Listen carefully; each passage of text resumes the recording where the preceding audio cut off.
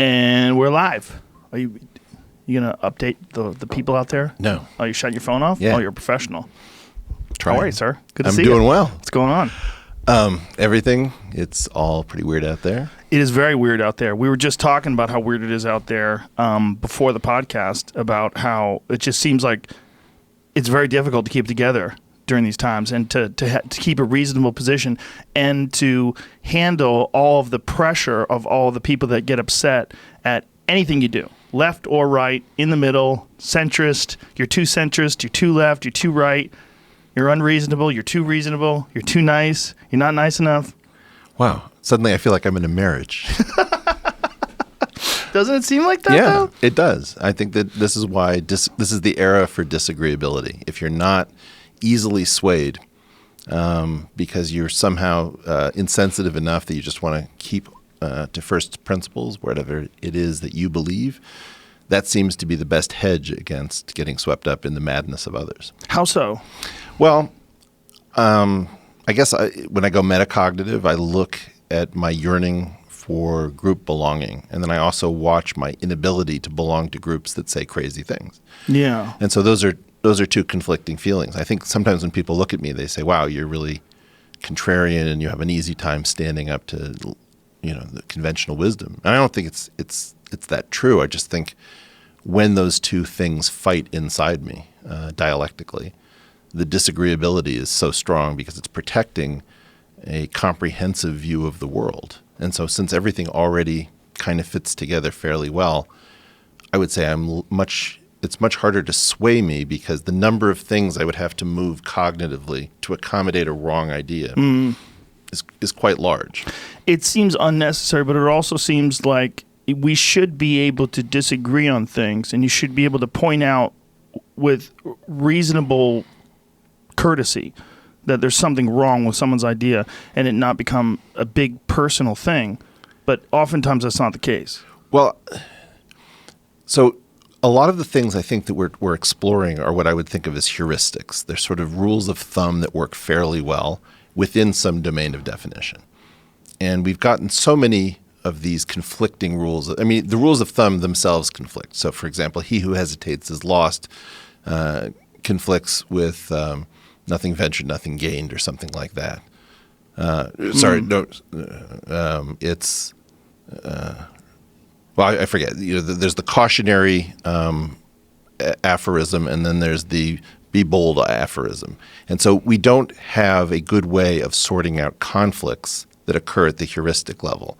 And then you also have heuristics meant for social cohesion conflicting with ground truths. So this is why biology is always controversial, because biology is a science that tells us many of the things that we wish were true are just not true. I always think about Ben Shapiro's facts don't care about your feelings. Well, biology cares about your feelings. It just laughs at them and stomps on them and makes them feel very sad. Well, it also tries to explain your feelings too. Well, right, exactly. Yeah. But if you really understand biology, the world is so dark and so interesting and beautiful and crazy that it's very hard to recover simple ideas about how people should be once you really realize that our being apes has deep consequences. Yeah, I have a very minimal understanding of biology, but in that understanding, I've come to accept some things just about being a person that I never considered before. Such as? All the different things that are running your decision making.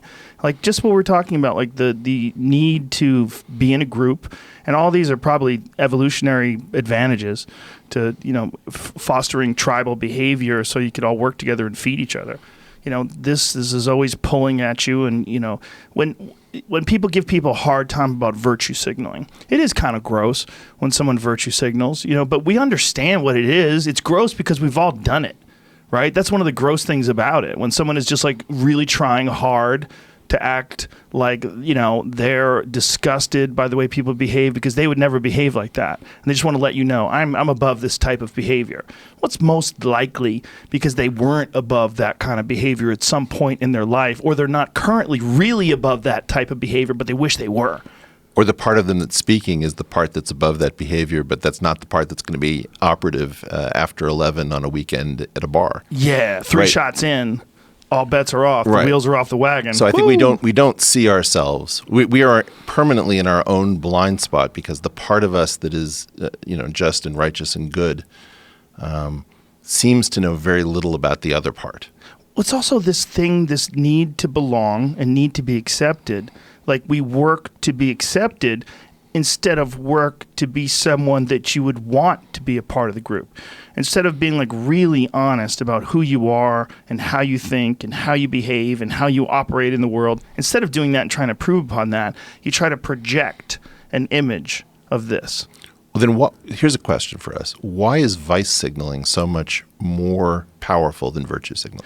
Vice signaling, like a person who admits their problems, like an alcoholic who steps up and says, I've got a real issue. Could be that way, or it could be sort of Dan Bilzerian type vice signaling. Okay. Like, you want to know what I'm into? I'm into hot chicks, weed, and guns, and making tons of money and showing it off. Well, he's super honest. Right. That's one of the reasons. And he's bulletproof in that regard. Like, you can't fuck with him. Like, you can't say, hey, look at you. You're just a playboy. He'd be like, yep.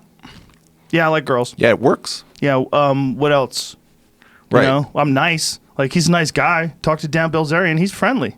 He's not a bad guy. No, I mean, he had this post, which was he was, I think, offering a hand to a woman up a stair, and it said, "Come with me, I'll ruin your life, but it'll be fun." It was just like, it's so disarming. Yeah. And I think that this is also partially, a secret to your success, which is that you're a nice guy. You're really into fighting. You hunt elk. You're clear about which ones you're going to kill, which ones you won't, based on the reproductive cycle. You're promoting all sorts of things that people don't want to talk about to a fairly conscious level, and it's produced an incredible level of trust in an era where all of the virtue signaling gives way. I mean, if you scratch any person enough below the surface, you're going to see that they're really warning you about themselves. And so the people who are the most sort of self-critical, and this is like, I think I brought this up recently on Twitter about meta-honesty, where there was, in the Castro in San Francisco, there was a bar or a restaurant that was advertising free food, naked servers, plus false advertising. And, it was just fun and playful. And as a result, you had an instant desire to eat there and to trust them. Yeah. And so I think that in this world of virtue signaling, vice signaling is really the growth industry. And that's what's working for good people, because they are more in touch, and, they are going to lie to you, and they're going to do all the self-interested things, but they're not going to surprise you quite as much. Well, in the case of Dan Bilzerian, I really don't think he's going to lie to you. I don't think that's what he's doing. I think what he's doing is living like a guy who's got $100 million and happens to be 35 years old and likes to bang hot chicks and fly around in private jets and live in some... Have you seen that fucking house that he's got? He just bought some crazy house in like Bel Air, I guess with that weed money. Jesus. He's got some... It looks like it probably cost $100 million or something ridiculous like that. It's a fucking insane house. But that's what he likes. Yeah. The guy likes to drive around Ferraris but he's a nice guy. So it's like, well, what's wrong with this picture? What's wrong with this picture is he's doing things that look at this. This is his house. What in the holy fuck is that? Does he have a golf course on his roof? What is that? This is a fucking ridiculous house. Look at this fucking place. He gives his address out? Is that his address? It's pretty hard to hide that thing. Why the fuck would he give his address out? I don't think you can get there. It's in Bel Air. Whoa, look at this house. It's preposterous. Yeah. Anyway, this is what he likes. But why is that bad? I mean, look, we only have 100 years if everything goes perfect. I know. What do you give a shit? Like, why does everybody give a shit? But they do give a shit. They give a shit a lot, because for a lot of folks that are working, making a good living, making, $50,000 a year or whatever, that's completely out of the realm of possibility. Well, and his lifestyle wouldn't be sustainable for them. I mean, Yeah. because he's taking real risk. There's no question about it. When you get everybody stoned and then you take them to fire automatic weapons out in the desert. Oh, yeah, that's real risk. And Yeah. also the gambling. He does a lot of, like, crazy gambling. Well, but this is the thing about the relationship with the unforgiving. This is partially why I think your UFC and jiu-jitsu life is that when you have a relationship with the unforgiving, you can say, that guy doesn't really know what he's doing, but then you're in the ring. You're the man in the arena, and you find out very quickly whether or not the trash talking, paid off or it didn't. And I think that many people have no relationship with the unforgiving. Like, you'll take them out on a hike into let's say the Trinity Wilderness, and then 2 hours in, they'll just sit down and say, I want to go home. Right. And you're thinking like, okay, you're signaling something, but there's no car service, and we're not calling a helicopter. There's this, if you live in the social layer, you're surprised by the existence of the unforgiving. But well, on one hand, I want to support people's ability to do whatever the fuck they want. On one hand, I want to support someone's ability to sit in front of a computer, and whether you're working or you're writing code or you're writing a script or you're just fucking playing video games. Yeah. I want to support your ability to do whatever you want to do. Yeah. If you have the means, if you're not, if your family's not starving, this is what you enjoy doing, why do I care? But as a person who's experienced a fair amount of adversity, especially self-imposed adversity, mm-hmm. I would tell you that you would benefit from it. I've benefited from it, and I think you'd benefit from it too. You don't want to be that guy that 2 hours into the hike says, I want to go home. You don't want to be that guy. Right. You want to be that person who just says, well, this is what we're doing, and I'm going to figure out how to do this, and I'm going to show character, and I'm gonna be proud of myself at the end of this. I mean, I might have to walk for 6 hours, and when it's all over, my legs might be shaky, and I might have to sit down, but that Gatorade's going to taste so good. It's going to be like the greatest Gatorade of all time, because you're going to drink it, you'll be like, I earned the shit out of this. All right. You're going to feel it. And I think we learn about ourselves through especially any kind of adversity. Look, I'm coming off of being evacuated from the fires, which was, for me, not that difficult. I'm not poor. I got a hotel. I brought my family to the hotel. We got safe, got my dog to the podcast studio, and everybody was all right. But for those firefighters, 12-hour shifts battling the blaze for people who lost their homes. Some of them tried to save it. There was a story about a guy in Malibu that climbed on top of his roof with a hose and tried to fight off the fire, and he got severe burns, and he's in the hospital. And it's raining ash and these chunks of fucking fire on people, these embers. They're falling from the sky, and this guy's trying to save his house. That guy literally went through the fires. He'll be a different person after this. No question.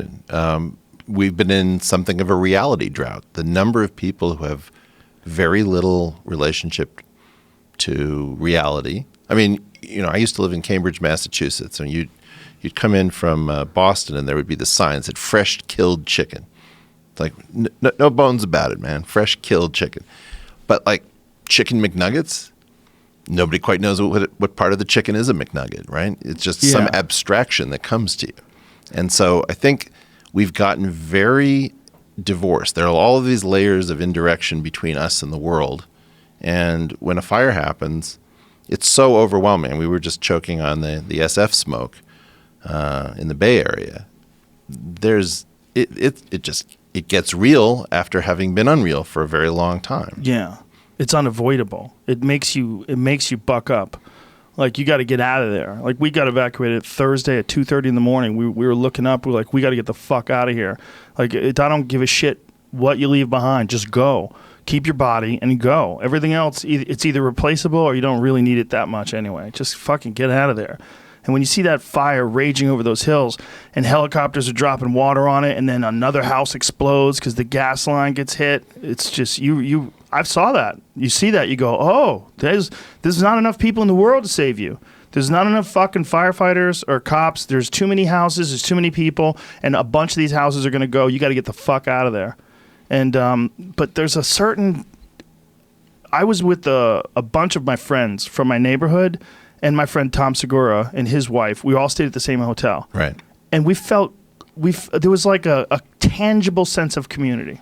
Well, this is I love this point. Let's imagine you go for a wedding and they house you with your third cousins, people you barely know. If you're lucky enough that the sewage system breaks and like stuff is leaking out of the ceiling and you guys all have to do heroic, crazy stuff to save the house, you're going to be closer to your third cousin than you are, to your uncle. Right. And this is this very strange feature of the world that kind of a random arrival of diversity is very often what bonds you to some particular human being. And if you avoid adversity in groups your whole life, you probably don't realize that you're never fully activated as a human being, or particularly, if if men, I think, don't form groups that in some sense fight or battle or contest together. So there's this very weird fact that apparently humans are the only species that organize contests in teams. This is an intrinsic feature of being human.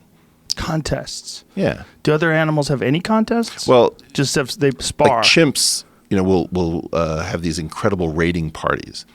Very methodical, and they'll attack somebody else. But I don't think that they practice it. It's like, okay, you're red team chimp and you're blue team chimp.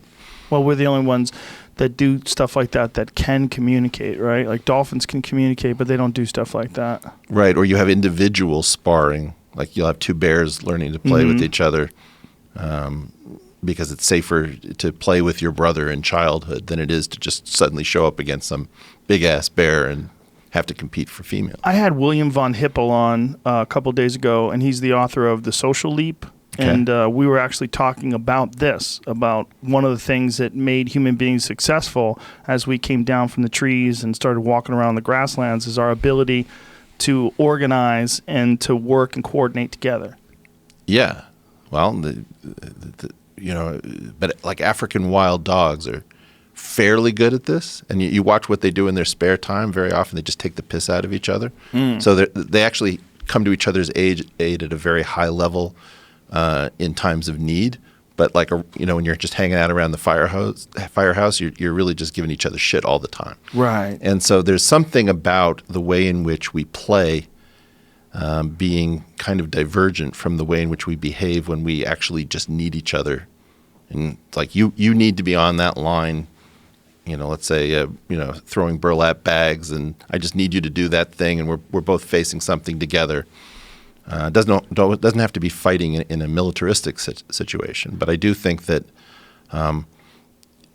this is one of the weird things that's going on with all of this emphasis on care and feelings, is that often men need to give each other shit in order to form very deep bonds. Right. If I can't tease you, right, and if I don't know where the line is, like there is this line which is like, dude, that was way too far. Right. We all know that those lines exist, and we sometimes have to go up to them, and sometimes we have to experiment by going over them. But if somebody says, I don't like the way you're talking, that seems very insensitive, and my response is, well, you're going to keep me from forming a deep bond with that person. You just don't know that that's how we do it. Yeah, they're shielding. They're putting up their shield. Right. And often is, to project a certain image to you. They want to be taken seriously. They want some respect. They can't deal with you goofing on them. That's true, and goofing can go wrong. But I think that one of the things that I've been fascinated by is where did all this madness come from? And I increasingly am wondering whether it comes from social and emotional learning that started to be taught in schools around emotional intelligence. So this whole idea of EQ, I think, had a lot to it. But not all the bugs were worked out, because a lot of things that kind of are in the neighborhood of bullying might be actually intimacy building, right? And so if something turns into some super disgusting, deadly hazing ritual, we all say, what the hell are you people doing? But on the other hand, if it's sort of 3 clicks back from that line, and it's there was mild discomfort, we humiliated each other a little bit, and now we're friends for life, then the fear of the hazing ritual gone wrong may actually stop people from ever actually making the really deep bonds to last a lifetime. Well, isn't it like everything else? Some people are good at things and some people suck at it. So some people are good at being silly with their friends and some people go too far. I mean, you experience that. Like I've had friends who experience that where they do a podcast and on the podcast they fuck with each other. Right. And they'll have someone come up to them that they don't even know right off the street and immediately say something like ruthlessly insulting to them. And they're like, what the fuck? And they're like, yeah, man, you do that shit on your podcast all the time. It's like, okay, you're doing it wrong. I don't know you. We're not friends. We're not bonding here. You're walking up and saying something mean, calling someone a fatso. Exactly. It's like they're just not good at it. And oftentimes that's some sort of a sign of social intelligence, a lack of social intelligence, a lack of, who knows what's going on in their home? There might just be bad information from parents, and they're growing up in this environment of just very low-level social skills. And now what we're doing is, I think that you're spot on. we're now going to try to readjust everyone around our weakest players. Right. So now the idea is that because that can be said in a horrible way, we're not going to let anyone say anything remotely adjacent to it. Yeah. You can't do anything that would be a precursor to it. So you're just going to say, well, you see that little patch of bad cells over there? We're going to cut off your leg in order to stop that cancer. It's just like, couldn't we do something a little bit more surgical? Well, and also there's some things that there's a reason why we have this instinct to mock things. Yeah. It's because people get out of line and then they demand too much goddamn attention and they become a problem. And this is I believe this goes back to hunting parties and hunter-gatherers, right, where the one person who just wanted too much attention, like you're fucking it up for this group effort. And that's kind of what happens socially when people claim these very ridiculous victim statuses. Right. You know, and there's a picture that I put up on my Instagram a couple weeks ago of this guy. He had this crazy makeup on, and he had this ridiculous description of himself, like non-binary queer that also identifies as a Muslim. And he was talking about quantum physics. That quantum physics helped him appreciate his queerness. And I looked at that. I said, okay, maybe. Or maybe you're just fucking crying out for attention. And all I wrote was, makes sense, definitely doesn't seem crazy. And people got mad at me for that, for something so obvious. I just peered into the fucking deep dungeon that is the comment section for a moment. And I saw people like, you would think that the people that are most susceptible to suicide, you would leave them alone. But your cruelty is, you're exposing your cruelty. Like, listen, that's silly. That guy needs better friends. Your friends are going to tell you you're silly. Yeah. You got crazy makeup. Have you seen this guy? No. You have a photo? Look at this. British, Iraqi, gay, non-binary, and also identify as Muslim. Listen, you need too much goddamn attention. That's all I'm saying. I'm not saying you're a bad person. You should kill yourself. You shouldn't be queer. Be whatever you want to be. But if you're going that hard to define yourself, like that is needy as shit. That's fucking annoying. But your point is that you have to titrate the negative feedback. Yes. Right? And so what you did was you gave them a small dose and saying, look, you might want to course correct a little bit. Well, but the idea that there's any course correction, that you're not sitting there celebrating this. Right. Well, that's the thing. Yeah. Yeah, you're supposed to celebrate it. I'm supposed to celebrate so many things. Yeah. Well, you know what? You can celebrate it. That's okay. But you shouldn't get mad if I go, oh, that might be a little nuts. Because it's obviously a little nuts. It's a little nuts to paint your face with glitter. It's a little nuts. It's a little nuts if that was just a regular person who's like, hi, I work at JCPenney. My name is Wendy, and this is what I like to wear on my face. Like, okay, Wendy's a crazy bitch. Look at Wendy. Go look at Wendy. Look at her face. What is she doing? I don't know, man. She's got fucking crazy glitter, and her hair's 15 different colors. Yeah, and nothing wrong. But okay, but look at it this way. I have this weird thing, which sometimes is called maculophobia, the fear of cosmetics. Really? Oh, man. Lips? What kind? Eyeshadow? Like smoky eyeshadow? No, what it's about like fake eyelashes? Well, this is the thing: is that sometimes it looks somewhat normal, and then suddenly it doesn't integrate, and the person just looks like they've got crazy stuff stuck to their head. Yeah, and you're just like, you've got crazy stuff stuck to your. Well, that's how I perceive it. Now, here's the question: I can't be in touch. Like, it can't be. Eric's got a problem with maculophobia. I've never heard that word. It's freaking me out. It has to be maculophobia. Yeah, it has to be. Eric can't accept people who wear makeup. Aha. And my question would be, from first principles, how do you tell who to have sympathy with? Because this has been somewhat debilitating for me. Really? Yeah, sure. So it's been a real issue. Like, you've struggled with it. Yeah. Have you struggled with the feeling or struggled with the fact that you have the feeling? Everybody actually experienced. If you remember Tammy Faye Baker, right? So she was famous for freaking people out because she had no concept of how much makeup is too much. Is too much. Yeah. Now, what if somebody looks normal and then you turn around and suddenly they're Tammy Faye Baker, and you never can predict when that's going to happen? So that's like an interesting question about, do we accept the person who – I don't know why I have this. It's just that's something in my mind. Well, because you're a logical person and you're looking at this war paint that people are putting on and you don't understand the desire to do this. Well, I do understand. You do, but you don't understand actually doing it. I don't understand why it looks normal. Like, I have the feeling that to other people it looks very different than the way it looks to me. Right. Well, they've just accepted it. Maybe. But Like- sometimes I accept it. And then suddenly, I shake it. It's like you're shaken out of the movie. Like you see a movie where suddenly the mic is visible from the top. And you're like, whoa, what's God going on damn it, here? it's a movie. It's a movie. Yeah. And that, but anyway, we all have these weird quirks. The question is, with whom should we be sympathetic? And with whom do we say, well, you're being judgmental? With me, it's women's shoes that have gigantic heels, those stilettos that they could barely walk in. Yeah. That one freaks me out. It freaks me out because I see women walking in, and I'm like, this is so crazy that this is a choice. That I can't imagine. I'm paranoid, I guess. Maybe I've seen too much physical conflict. I can't imagine wearing something that would physically compromise me to the point where I literally can't run away. Right. Because you can't run away in those things. If you're in like stilettos, like these little things that you walk around in, and your feet are all smushed in, and you're basically doing tiptoes everywhere you go, and your feet have to be killing you by the end of the night, right? Right. You're not running away. If there's a wolf chasing you or some shit, if there's something going down, you're not getting away. It's a weird, the desire to lengthen your legs, Right. and to give this graceful appearance. Well, it's called lordosis behavior. Lordosis? Lordosis I'm behavior. learning so much today. Okay, so high heels were originally developed for men. To be pure taller.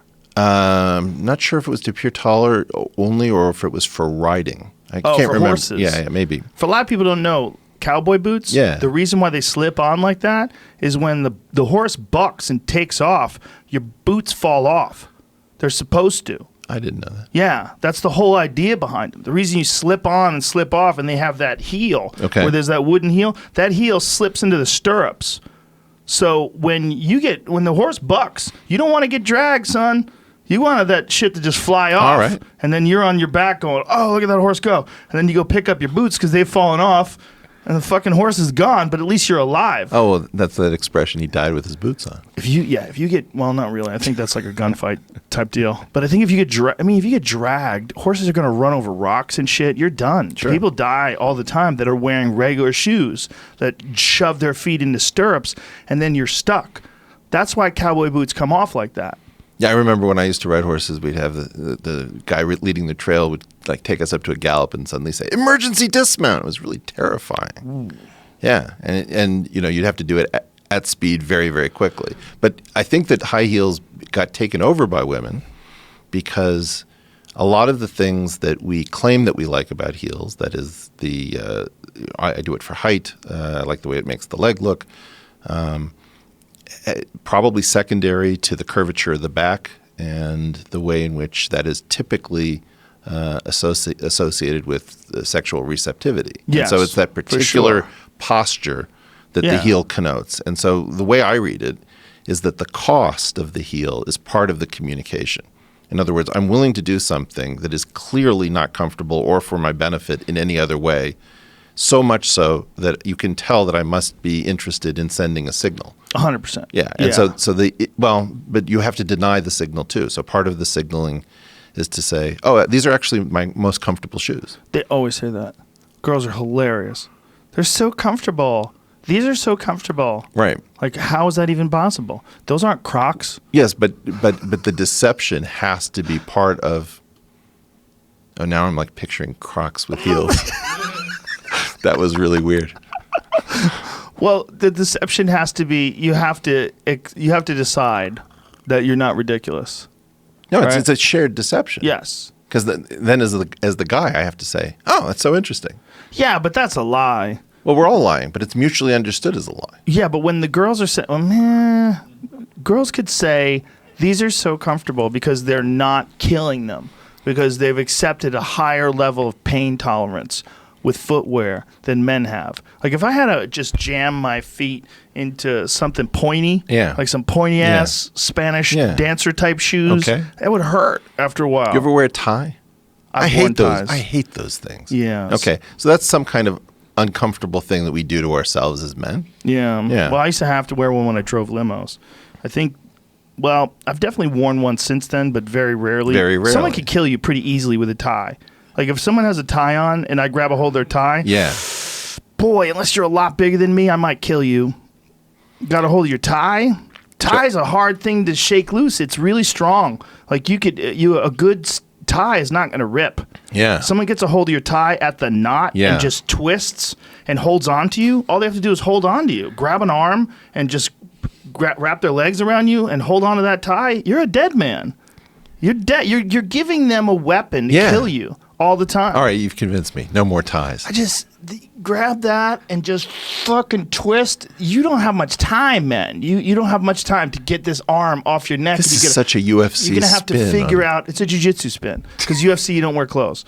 But to be able to grab a hold of someone's clothing, like a person with a leather jacket. If you're talking shit and you have a leather jacket on, you're with a guy who knows judo, you are beyond fucked. This guy might as well have cannons coming out of his body. Like you're doomed. Okay. You're 100% doomed. He's going to grab that leather jacket and he basically has handles. And he's going to throw you up in the air and he's going to hit you with the world.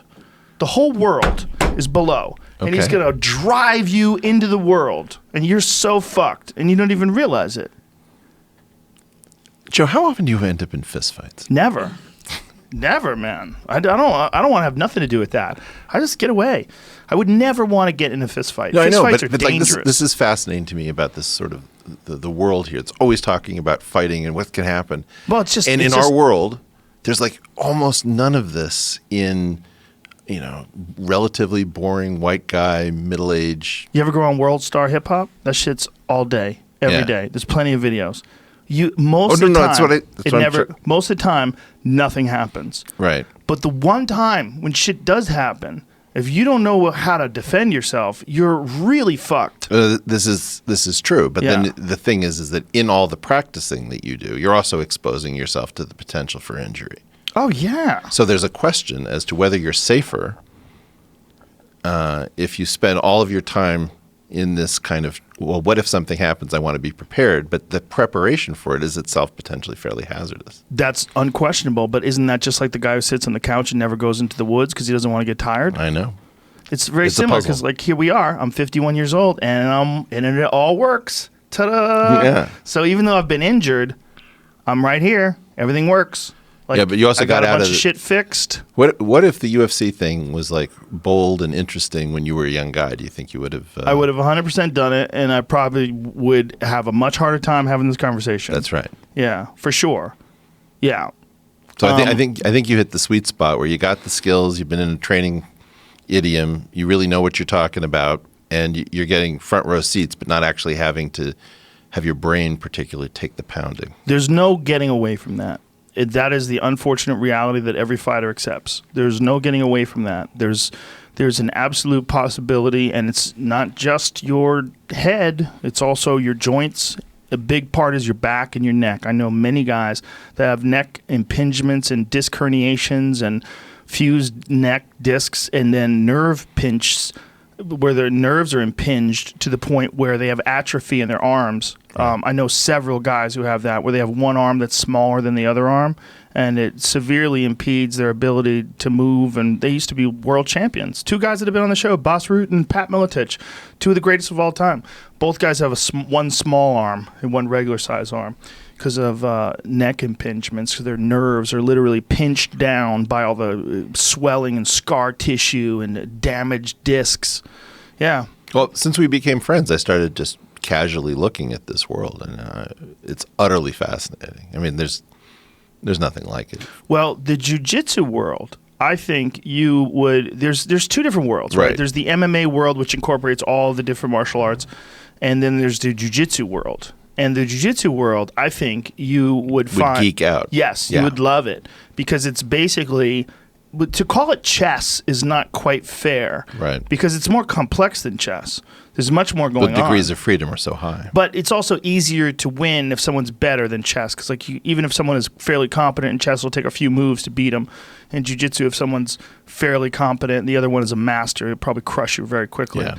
But when you watch two really high-level guys trying to set each other up, it's this crazy rolling exercise in leverage and position and the knowledge of moves. That Eddie Bravo versus Hoyler Gracie. Oh, yeah. crap. Crazy. Yeah. It's hard to even know what's going on. It's crazy if you don't know. It's one of my more difficult challenges of being a commentator is when the fight goes to the ground, explaining to people watching at home what he wants to do right now is get his right leg over his arm, and as soon as he does that, now that arm is stuck. He's in trouble right now. Yeah. You know, and like to try to explain that to people so they can follow along and go, oh, I see, and he's going to grab that, he's going to arch his back, and he tapped. And people go, oh, and it gets people really excited about jiu-jitsu because they see that and they go, oh, this is like really complicated. Like there's like a dance he's doing and the other guy's trying to resist the dance. Well, the first time I saw the Gracie breakdown of particular fights where they've committed to memory every move. Yes. And it's like replaying the great games of like Morphe or Capablanca and chess. And you're just thinking, wow, there's the evergreen game, there's the immortal game. And that to me is fascinating. But it's actually more interesting to me in the UFC arena because of the fact that that's only a component and that it's what I didn't understand was how much we could get close to unrestricted fighting and still have people fairly dependably survive with minimal obvious disfigurement. There is disfigurement. We could even be safer if we eliminated weight cutting. The weight cutting is the number one health issue in the sport, in my opinion. Yeah. Number two is the brain damage and the impact and the, broken bones and things along those lines. But the number one is weight cutting because it's so unnecessary. It's such an issue that needs to be addressed because these guys want to compete at the highest weight possible. So, do you know how it works? No. Okay, say if you were going to compete in the 170-pound division, but you actually weighed 190, right. What you would do is you would wait until you would follow a pretty strict diet, keep your body weight and your fat at a certain level, and then when it comes down to a few days before, you would dehydrate yourself pretty radically, and then rehydrate yourself scientifically using there's a bunch of guys like George Lockhart, guys who are experts in this, and then they'll give you the exact right amount of nutrients, right amount of potassium and zinc, and they want to replenish all of your electrolytes and get you in a perfect balance, but you're still compromised. And if you don't have a guy like a George Lockhart or someone who's a real expert in nutrition and understands biology and can get you back into that position, you're most likely going to compete compromised, but you're going to accept that significant compromising because you're going to be a bigger person than the person you're fighting. But they also, in boxing in particular, the vast majority of deaths have occurred in the lighter weight divisions. And a lot of it is not just because of the head trauma, but because it's head trauma to someone who's dehydrated. That's interesting. Yeah, it's like it sucks, and it's contrary to what martial arts is supposed to be about. Martial arts is supposed to be about skill for skill. It's not supposed to be about cheating. And the cheating thing is like you're dehydrating yourself. It's like sanctioned cheating. You're saying you're 170 pounds, but you're like if you say the 170-pound champion and get on the scale, he's 193. What the fuck's going on? This isn't a 170-pound guy. But how frustrating if I want to meet you in a different class. Like I wanted to fight you my whole life, but we're really separated. Well, you can lose weight the right way. Look, if somebody wants to compete at 170 pounds, in my humble opinion, they should actually weigh 170 pounds. My friend Cam Haynes is a ultramarathon runner, and one of the things that he does when he gets ready for ultramarathons is he loses body weight, but he doesn't have any body weight to lose. So he'll burn 3,000 calories and eat 2,000 calories, and that's how he loses weight. He lets his body eat itself. So he gets down to the 160s, and that's when he runs these gigantic long races, like 240 miles. But I know he's done this. You can do this. Like, you don't have to dehydrate yourself, but they choose to dehydrate themselves because they replenish and then they get much bigger when they get inside the octagon. When he's 165, he's actually 165. That's just what he weighs, and that's the best way to run 240 miles. So he does it through discipline. But these guys that are doing it, and it's not their fault because it's already been established. It's a part of the sport. It's been there for years and years and years, and it's sanctioned cheating, and everybody does it. And it's the worst part of the sport because it's really damaging to your kidneys, terrible for your organs. Your body starts to shut down when you do it too often. Your body doesn't want to lose weight anymore, so it starts to really hold on to that water. And guys fall asleep and pass out and bang their heads off walls, and fights get canceled. Like championship level fights get canceled because guys black out and crack their head off the wall. And this has happened in the UFC before. It's just super, super unnecessary and unfortunate. And part of it is because there's not enough weight classes. There's there's 155 and then there's 170. The difference between 155 and 170 is not just 15 pounds. Because if you actually weigh 155 and this guy's dropping down to 170, that motherfucker could be 190 plus. Right. And he's just figuring out a way to cut weight to get down to there. And that happens all the time. So you're dealing with, it could be 25, 30 pounds difference between you two guys if you actually weigh what the weight class is when you get into the octagon. So people are forced to drop weight. They're forced to go lower. If they want to compete at a world-class level, they're forced to take this extra risk. And it could be mitigated. It could all be stopped by hydration tests. The UFC could step in.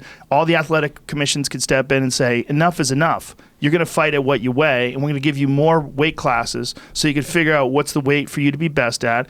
And I hope it doesn't take someone dying before they figure this out, because it's one of those things that people have done, like circumcision. They've done it forever, so they just keep doing it. But if they just started doing it tomorrow, people would be like, why did you cut that baby's dick?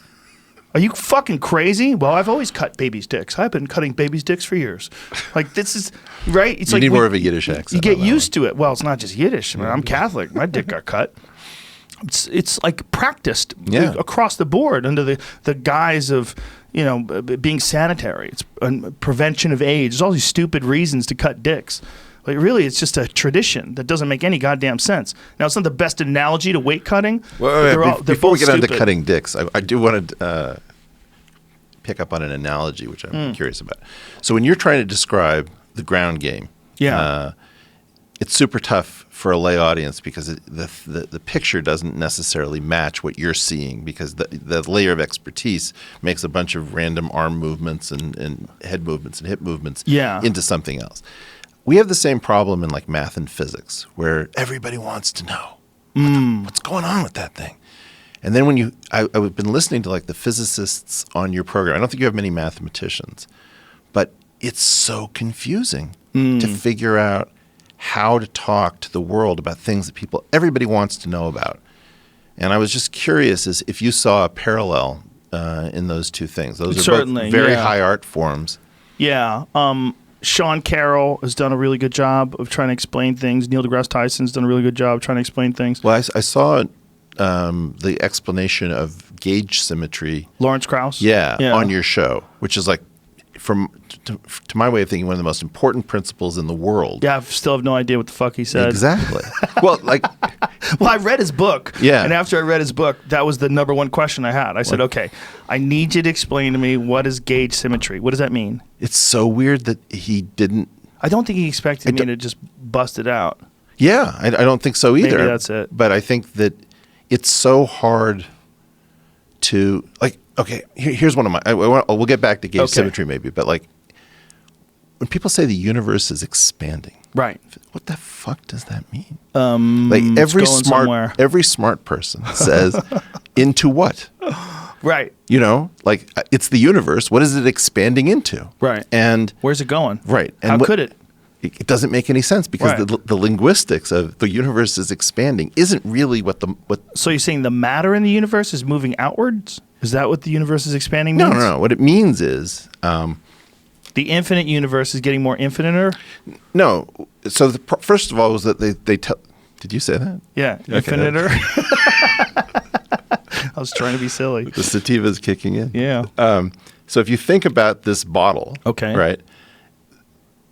It's the slices of the bottle that are expanding. But if you think of the bottle as the universe, the bottle isn't expanding. It's just the cross sections that are expanding. And so that's what they really mean. What they really mean is something like the space-time metric on space-like cross sections has its volume form when integrated is higher, something like that. It's some mathematical statement. But the universe is expanding is not helpful to me. Like if I wasn't able to read the math, I would say, I don't get it. Well, I don't get anything. Quite honestly, and I'm not being self-deprecating, I don't get the Big Bang. Yeah. I don't get it at all. Well, okay, here's what somebody should tell you. Okay. There are two kinds of singularities when you try to solve Einstein's field equations for gravity. So gravity is a thing. Einstein tells us pretty much what we think gravity is. It's the curvature of space and time. And when we try to solve his equations, we get these black hole singularities, which are called Schwarzschild singularities. And then we get this initial singularity, which we associate back to the Big Bang with the Friedman-Walker-Robertson model. in some sense, those singularities are indications to us that we're not at the end of physics and that Einstein's equations aren't the real story. And so rather than sort of saying they're a pretty good model up until this point, and then we kind of really don't know what happened then, we have the observational thing that we would map to the Big Bang, and then we have the model thing that we would map to the Big Bang. And to be honest with you, we're pretty sure that our models don't make sense past a point, and now we're having this conversation past the point where we're pretty sure they don't make sense. That would be much more honest to me. But because we have this desire to blow people's minds gratuitously, and everybody wants, well, how did everything begin, and where are we, and who are we, and we want to sort of answer more of that than we probably should. That's an interesting way of putting. That makes sense. Like, let me give you an alternate spin on quantum mechanics. Okay, so typically people will say, the mind-blowing thing about quantum mechanics is that it's probabilistic, and that is kind of mind-blowing. But if you actually say it differently, you say, look, in classical mechanics, like Newton, stuff that we feel more comfortable with, you have good questions and bad questions. Like if you and I go hang out at the beach and I say to you, hey, where is that wave concentrated? At what point does that wave live? You look at me and say, it's a wave. It's not concentrated at a point. It's all along the shore. So as a classical physicist, you'd say, that's not a good question, Eric. And when I ask you a good question, like how fast is the wave front moving along this trajectory or something, you can give me an answer and it's definite. So as long as you ask a good question in classical mechanics, you get definite answers. When you go to quantum mechanics and you ask a good question, technically that means that the state vector is an observable of the Hermitian operator representing the question. Never mind. Funny thing happens. You get deterministic answers. There's no probability involved whatsoever. So if I ask a good question in quantum mechanics, I have the same property that I do when I ask a good question in classical mechanics. I get a definite answer. There's no probability. When I ask a bad question in quantum mechanics, instead of like classical mechanics says, screw off. I'm not answering that. That's ridiculous. It's a bad question. Quantum mechanics says, you really want to ask me a bad question? All right. I'll give you maybe this answer and maybe that answer, and here's the probability distribution that I'll actually give you either of those two answers. And what's more, I'll even kick it into the state that you asked about. So for example, if you ask, where is that wave concentrated? So like, let's say this is my coffee cup, and I drop a little drop in the center of it. That creates a circular wave that radiates out. And I say, where is the wave concentrated? Well, at 1 second, it hits the coffee mug, let's say it's a big coffee cup, and at 1 second after that, it's concentrated again in the center. So that becomes a good question only when the wave becomes reconcentrated in the center of the cup, right? But if that wave were a quantum wave, I could ask, where is the wave concentrated? And with equal probability, suddenly the wave will concentrate at some point along the circle that represents the wave. Right? So what would your answer be then? Well, the point would be it'll concentrate at one of these points around the circle at random with equal probability, and suddenly the wave will concentrate randomly when it's a quantum question. So this is why quantum mechanics is so confusing. Quantum physics are so confusing to people. Well, because they hear that and they go, okay, this is confusing. This went in my head like Jello. Well, that's the thing. But the point of if I have a wave and I slow it down, I can look at a wave in a coffee mug. Right. And I can see that if I ask where is the wave concentrated, you would say it's concentrated at like half an inch out from the center of the cup. Say, no, not what ring is it concentrated on, what exact point. It's not concentrated at an exact point. But that wave in quantum mechanics, which is not concentrated at an exact point, behaves differently when I ask a bad question. So the point that I'm trying to get across is good questions have exactly the same properties in classical mechanics and quantum mechanics. There's no introduction to probability theory. The weird question is, why is quantum mechanics answering bad questions? Well, or maybe even weirder question is, not just why is quantum mechanics in an adolescent state of understanding? I mean, is it part of the problem that they don't know enough yet, and they're trying to explain what they do know, what they can prove on paper, and for a person like me, well, what do you know?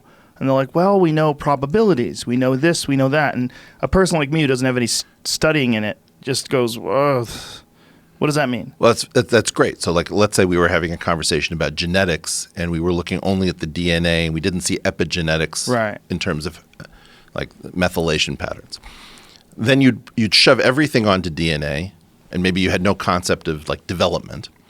And the model would work up to a point, would explain why you have blue eyes or brown eyes, but it wouldn't explain all sorts of other things. And so then you overdevelop that model. So I think that what you're saying is really Einstein's intuition, which is, I'm not saying that this is wrong. I'm saying this is incomplete. And then when we finally get the answer, we're going to say, oh, that's why we used to think of it in those crazy terms. So back to gauge theory, gauge symmetry. What the hell is that? All right. Well, here's the craziest thing. Okay. There is a very confusing visual image of the fundamental unit that you need to appreciate what gauge symmetry is all about. And I had Jamie load it up under the tab called Planet Hopf. And this is going to be HOPF? HOPF. What the fuck am I looking at? You are looking at the most important object in the universe. What? That looks like some trippy screensaver on your laptop. Take another puff, my friend, because it's worth it. This is what you're looking at is a principal fiber bundle. And it's it is the Earth. Those are the continents I'm looking at. That's the cool part about it, which is this is very confusing to figure out what you're looking at, but it's finite. In other words, if we stay for an hour or two on this and we actually answer all your questions, you will actually know what a principal bundle is, and you will know the arena in which gauge theory exists. For folks at home that are just listening and they go, what the fuck are these guys talking about? What is the name of this video, Jamie? It's not a video. It's not a video. It's a small file on a page. I typed in Planet Hopf, and it was the first thing that showed up on math.toronto.edu. Okay, it's so an extended thing. Planet HOPF for anybody who wants to look at this. If you're just listening and you have no idea why I'm freaking out. So this was done by a friend of mine named Dror Barnatan. I actually coded the same thing up. Strangely enough, didn't do as brilliant a job of coloring it. And this looks amazing, by the way. So, okay. What you're looking at is a two-dimensional sphere that is the surface of the Earth, where an extra circle is included at every point on the surface of that sphere, which you're now visualizing. And that extra circle, which would be called the fiber, when you take the totality of all of those circles together, one for each point on the surface of the sphere, they create something called a three-sphere. That is all the points that are 1 unit of distance away from the origin in four-dimensional space. So that three-dimensional sphere is the analog of a two-dimensional sphere sitting in three-dimensional space. So think about a caramel apple. If you've ever made caramel apples, you get a disc of caramel, and you wrap it around the sphere that is the apple surface, right? So this is the three-dimensional version of caramel wrapped around the three-dimensional sphere sitting in four-dimensional space. Now, do you understand any of this, Jamie? I'm trying. Well, look, Okay, dude, it's totally trippy, right? Yeah, and so we're not going to get it completely during this session. However, I think I lack the tools. I don't think so. We lack the time. So the first thing is you are finding out that one of your friends thinks this is the most important object in the universe, and you've never even heard of it. Right. Much less know that there's one visual example. What the fuck? How's this happening now? I know, exactly. It does look fucking crazy. Well, okay. This is what was discovered in the mid-1970s as the connection between mathematics and what we call differential geometry and the discipline of particle theory. So two guys, Jim Simons, the world's most successful hedge fund manager, and C.N. Yang, a person who might arguably be the world's first or second greatest living theoretical physicist, had a lunch seminar, and they said, why don't we figure out how do we talk to each other? And what they found out is they both had developed a version of this picture. And independently. So it was the Rosetta Stone that unleashed a revolution. So when Lawrence Krauss was talking to you about gauge theory, he was saying things about chessboards, and you color it white and you color it black. It's super confusing to me. I would rather your people be confused about an actual example of the object on which we do gauge theory that you can visually see, right? Now, if I started to tell you what gauge theory is, it's pretty simple. So here's a description I never hear anyone say. When you're doing differential calculus, I don't know if you remember differential calculus. You're trying to figure out the slopes of lines, the instantaneous rise over the run. So that always makes sense to people. Okay, I figure out how fast it's going up versus how fast it's going across. But a question arises, which is, where do you measure the rise from? So for example, if I say, what is the height of Mount Everest? Jamie will say 35,000? Yeah, something like that. Something crazy like that, Well, right? Let's just go with 1,000. Say base. Well, From let's where? you got an internet connection. Yeah. Give Let's us- take a guess. What do you think it is? I don't know. I can't remember. If I want to say it's 35,000. What do you think? I thought it was 29. Or, 29029. Oh. Okay. What's the highest? What's the highest one? Is it K2? No, K2 is second, right? Is it? Yeah. Is Everest the highest? Yeah. But okay, so Okay. Everest. So 29, what did you say? 29029. 029. Above what? Sea level? Okay. Where is Mount Everest located? The Himalayas. Tibet. What sea? There's no ocean there, sir. Right. So, Right. like we snuck in, it's above sea level, and there's no Right. ocean. So we start from the center of the Earth. We have this structure called the geoid, which is the interpolation of sea level as if the Earth was only ocean and there was no tide. Right. And as if there's some sort of So we snuck in the reference level. That's my point, is that we teach these kids to repeat why it's 29,000 and change above sea level and there's no sea. right.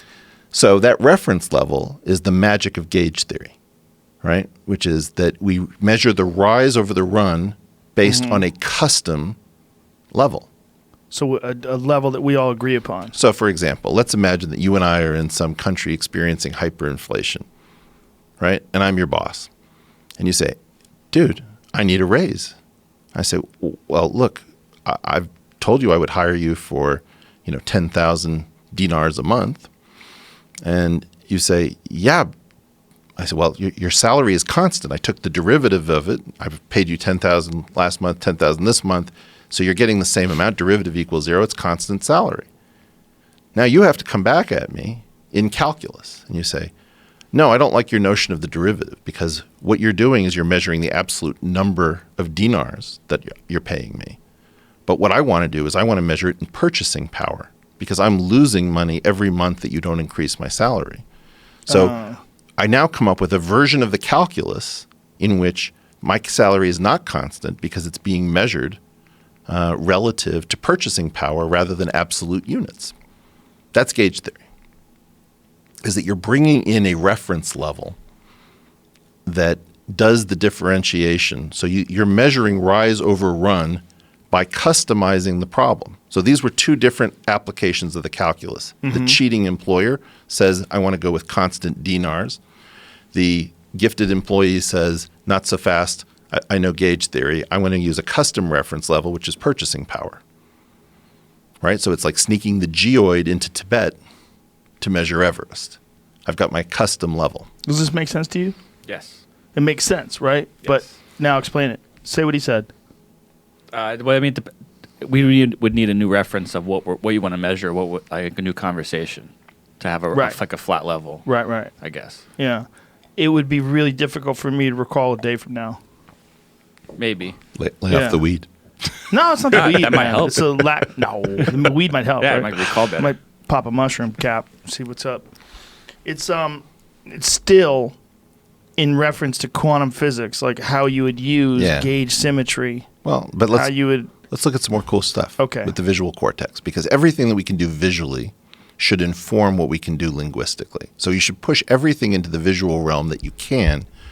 What do you mean by that? Like, Well, I just showed you the hop vibration, which is the only in some sense, the only mature picture I can show you of a principal fibration in geometry or physics that is honest and has the full complexity. It's got a certain kind of knottedness to it. It's got something that we would call curvature, and it is visualizable. And so it would be better that we spent, a day or two on this most important object, which we think reality is based around, and that you visually got comfortable with it.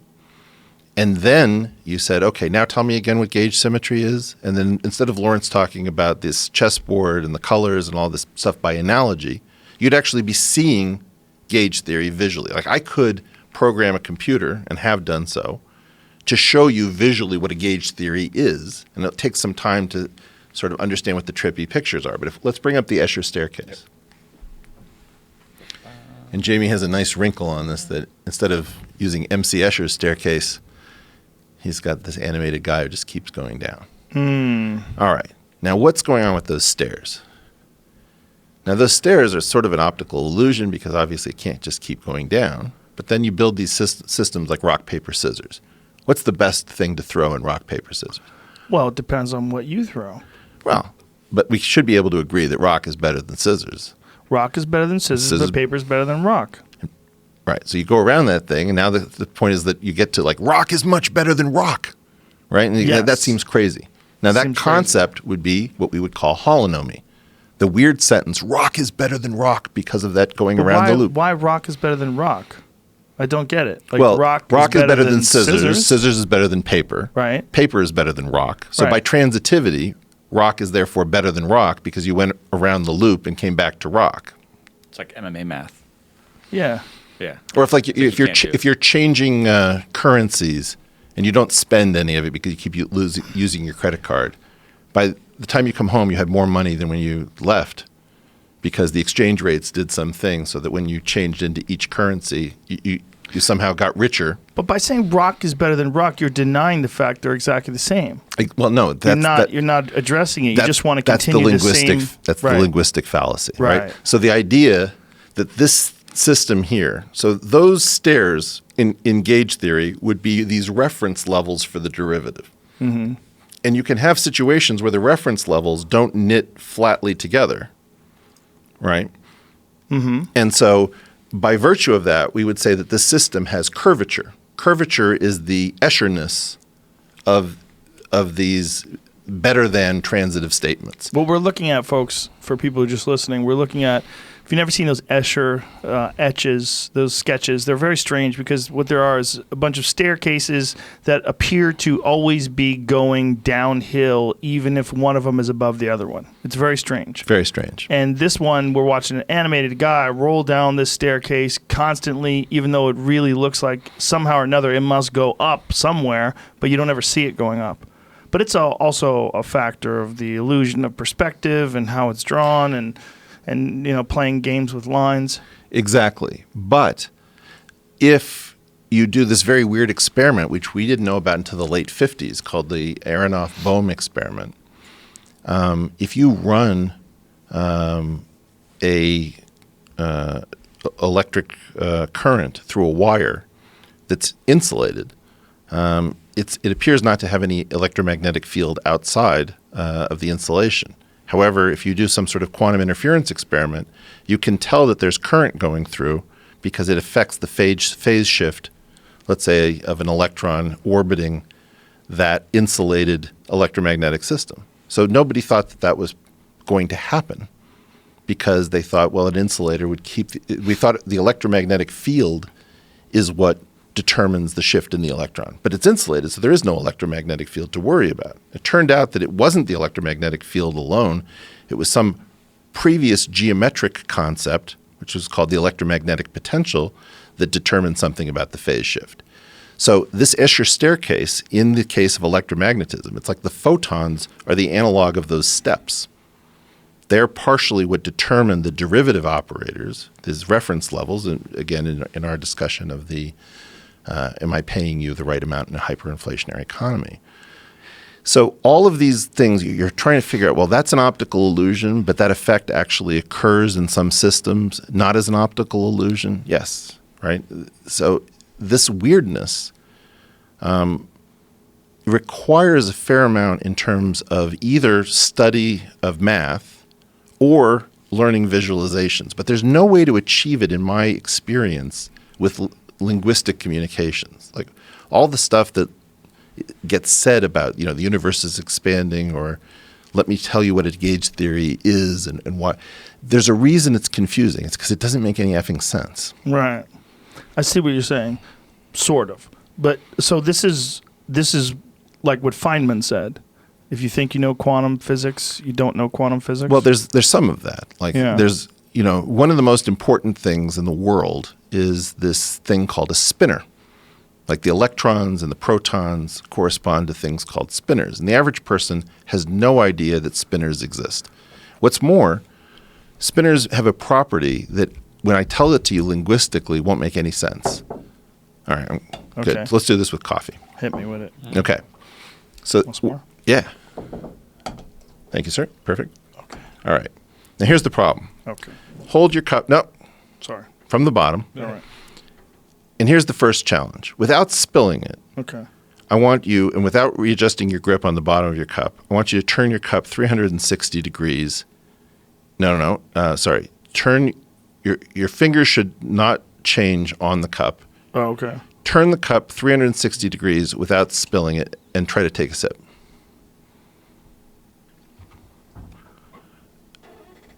Okay, that didn't work.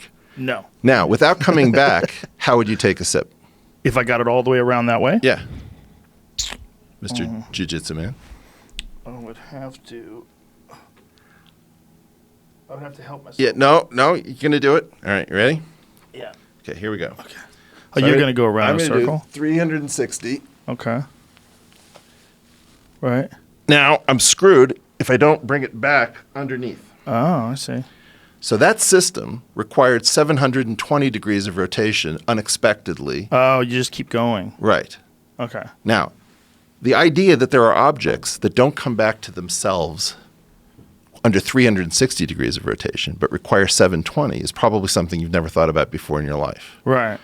But without that, you wouldn't have the Pauli exclusion principle. You wouldn't have the stability of matter. And this thing is called the Philippine wine dance. Jamie, do you want to? Yeah. That's not very seductive, Joe. It seems like some very odd ethnic dance. Yeah, but like maybe you could do 11th Planet Jiu-Jitsu. Here we go. So this spinor is one of the coolest, most important objects anywhere, and it was discovered to be important in physics by a guy named Paul Dirac. Right? It's fun. Okay, so this 720 theory is entirely responsible for the world that we live in. This is so bizarre to watch this in animation. And nobody knows about it. Right? Like, unless you're hanging out with physicists, they don't tell you that electromagnetism has to do with the fact that there's a secret circle at every point in space and time that's invisible to you. They don't tell you that there's stuff that requires 720 degrees of rotation. They just say mind-blowing stuff about... Whoa. So what is happening in this 720 degrees of rotation in the quantum world? There's an object that is requiring this just the way the cup arm system requires 720 degrees of rotation. What object is this? It's called a spinor. And that spinor is how we model the electron, the neutrino, quarks. All that is spinorial matter. Sir. That's a good long pause. I like it. Yeah. And where does this fit in our model of the universe? Like, what is the function of this? Why is it there? What is it? How do we know it's there? Well, we know it's there because when Dirac... So there was this problem with like the Schrodinger equation. The Schrodinger equation takes one derivative in terms of the direction of time and takes two derivatives in the direction of all the spatial directions. But because Einstein told us that space and time are woven together, for the theory to be relativistic, you need the same number of derivatives of time as of space, because space-time is sort of one kind of semi-unified object. All right, that means you either have to boost the number of derivatives of time up to 2 to match the two derivatives in the directions of space, or you have to knock the two derivatives in the spatial directions down to one derivative to get it to be equal. Now, one direction gets you to something called the Klein-Gordon equation.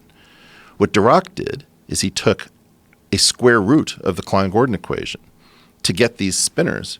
So he had these numbers. He didn't understand at first that he was going to get kicked into this world of spinors. He came up with a square root equation in which a times b, thought to be numbers, was not equal to b times a. It was like equal to the negative of b times a. So it was like what two numbers, when you multiply them, matter in which order. It wasn't numbers, it was matrices. So this was one of the great insights, rival to Einstein in terms of the depth of what it told us about the universe. Most of us haven't really heard of Paul Dirac. We don't realize that he has one of the three most important equations in physics. Now, when you say three most important in how it's applicable to everyday life, or important in how it's given us an understanding in quantum physics, or important how its understanding is significant to quantum physicists? We're talking about bedrock reality. Like you and I are having a conversation, and if you're a Matrix fan, in what we might call the construct. Okay. What is the construct made of? It's made, so the way I do it is I think of it as a newspaper story. There's where and when did it happen. There was who and what was involved. And there's how and why. Okay? So where and when is space and time, clearly. The who and the what, to me, let's say the who is the spinorial stuff. It's like electrons, it's protons, neutrons, quarks, the stuff that we're made of. And then you and I are only able to see each other because we're passing photons back and forth, which are force particles. They're not spinorial. They come back to themselves after 360 degrees. They don't require 720. So this is sort of the, if you were going to go to a play, you'd have the dramatic personnel of the play given to you at the beginning. So this is what this universe is. It's a story about space and time, where and when, about what is in that, like who are the players and what equipment are they using. That's like bosons and fermions. And then there's the how and the why, which is the equations and the Lagrangians that govern the rules of play.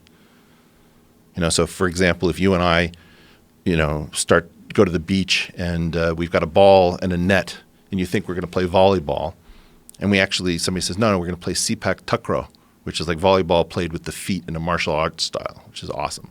Yeah, we've showed a video on that recently. I believe it's from Thailand or Bali or something. They're really good at it. Amazing. It's amazing. It's like ballet, martial arts, soccer, is volleyball all happening in one thing. We should do this as a nation.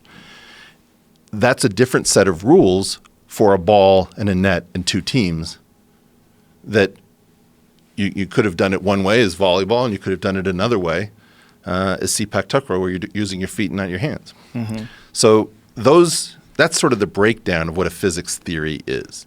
You got to tell me where and when. You got to tell me what's in the game, and you got to tell me what the rules are.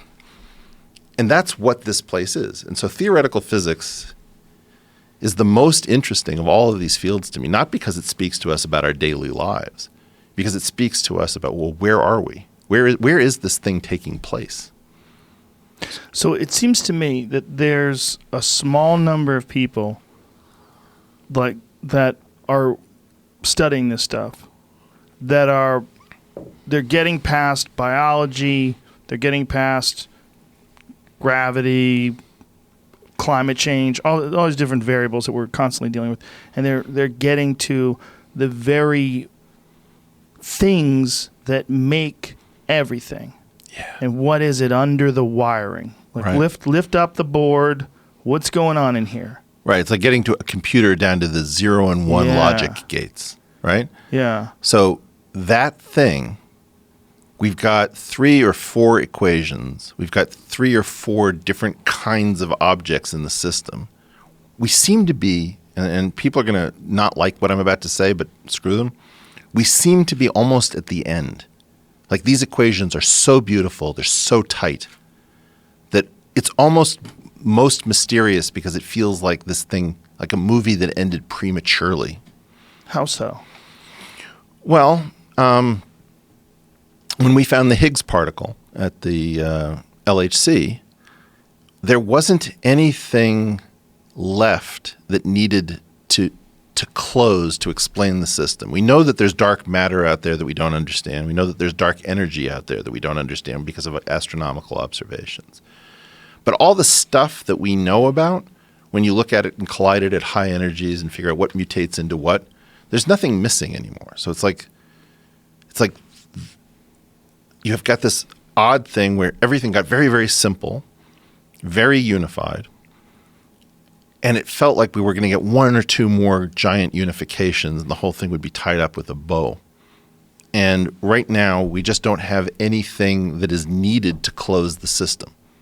So, for example, when you have radioactive carbon decay, what you see is that one of the neutrons flips into being a proton, and it spits out an electron when it does that, right? So it's like a trans nucleon. It shifts what it is.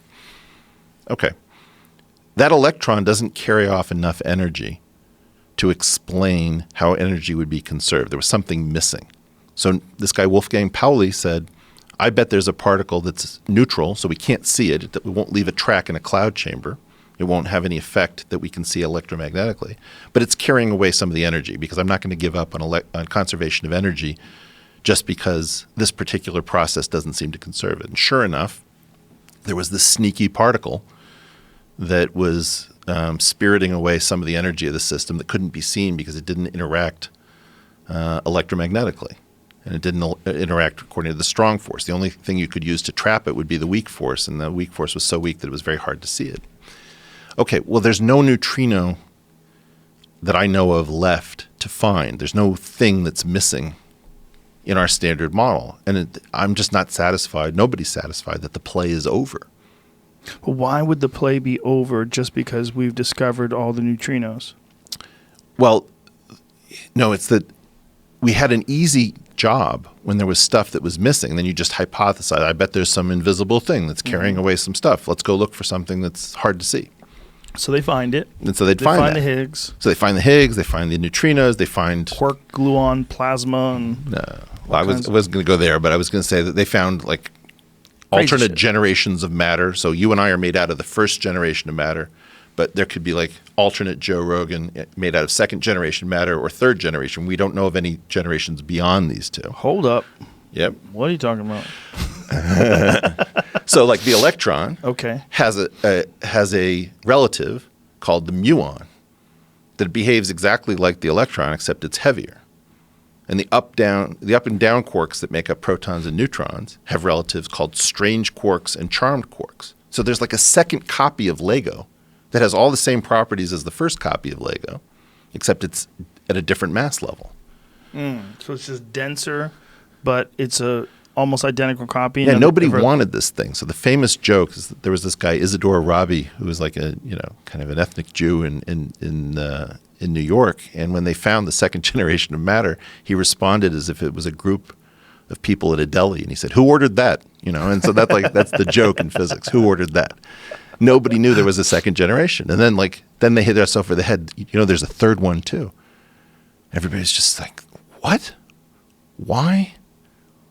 Where are these things coming from?" So the fact that you don't know this, like, what a profound disconnect that you're having all these physicists on the show. And these are the basic secrets that these are rock solid. This isn't speculative multiverse string theory, woo-woo Schrodinger's cat stuff. This is ground truth. And we don't know it. And we don't know it because nobody will show you a picture of the Hopf vibration. Or there's a concept called the group, which is how we think about symmetry, that no mathematician or physicist can, go a day without talking about groups almost. And we act as if it doesn't need to be taught in high school. Like it'll blow your mind. We're not going to teach you that groups even exist. So we've built the professional version of the subject around objects that we don't even tell you exist when you're studying in school. So if you think about the portal story in childhood, there's this story about either it's a rabbit hole or a looking glass or a wardrobe or a platform 9.5 or whatever these things are. I don't know what the Harry Potter version of it is, but how do I get from the world that I'm in to this new amazing world and even find out that it's there? And that's what I think theoretical physics has failed to do. It hasn't built a portal for most people to even understand what the issues are, what are the objects, what is the game, how close are we to understanding what existence itself is, which I think we're very, very close. And the square root, this was what I was going to say before about Dirac, is like the most profound object in mathematics to me. And the reason is that when I ask you what is the square root of -1, that is a question that can be posed entirely within the familiar. So the real numbers, you're comfortable, you owe money, you have money, so I need plus 1 and -1. Square root, understand what times itself equals my number. And when you say what's the square root of -1, there's no answer inside of the real line. But there is inside of this extension called the complex numbers. And so it's like you're in flatland and you're trying to figure out, is there anything beyond flatland? So the great thing about the square root is it's a question you can ask in flatland that gets you out of flatland. Jesus, you confused the shit out of me. Are you with this? I understood that part of it, yeah. I understood that part. The complex numbers thing got weird when you're like in algebra. Yeah. So when I'm taking like rotations of the coffee cup where my arm isn't involved, right? I say, okay, is there a square root of that rotation? You're like, what does that even mean, dude? All right, well, now I put my arm into the system, and my arm plus coffee cup gives you spinors. Like, oh, dude, I did not even know that spinors were here. I did not know that any object required 720 degrees of rotation. So the cup arm system, we just exhibited it. You don't need to learn Clifford algebras or all of this extra jazz that would get you to spinors mathematically. But you need to figure out, how do I discover the hidden world? And think about this from the perspective of like ayahuasca. Somebody takes ayahuasca and they have no idea that their brain is capable of this alternate state, or LSD, or 5-MeO-DMT. All of these things are like panic rooms in the mind, where if you lived in a house for 20 years, you think you know your house, and then one day you pull an old musty book off the shelf and suddenly the bookshelf swings open, and it's like, holy crap, there's like a second home inside of my home. Well, that's a lot of what psychedelics are like. Psychedelics are like square roots, in that they're portals. They can get you from the place that you know into a place that you never imagined could exist.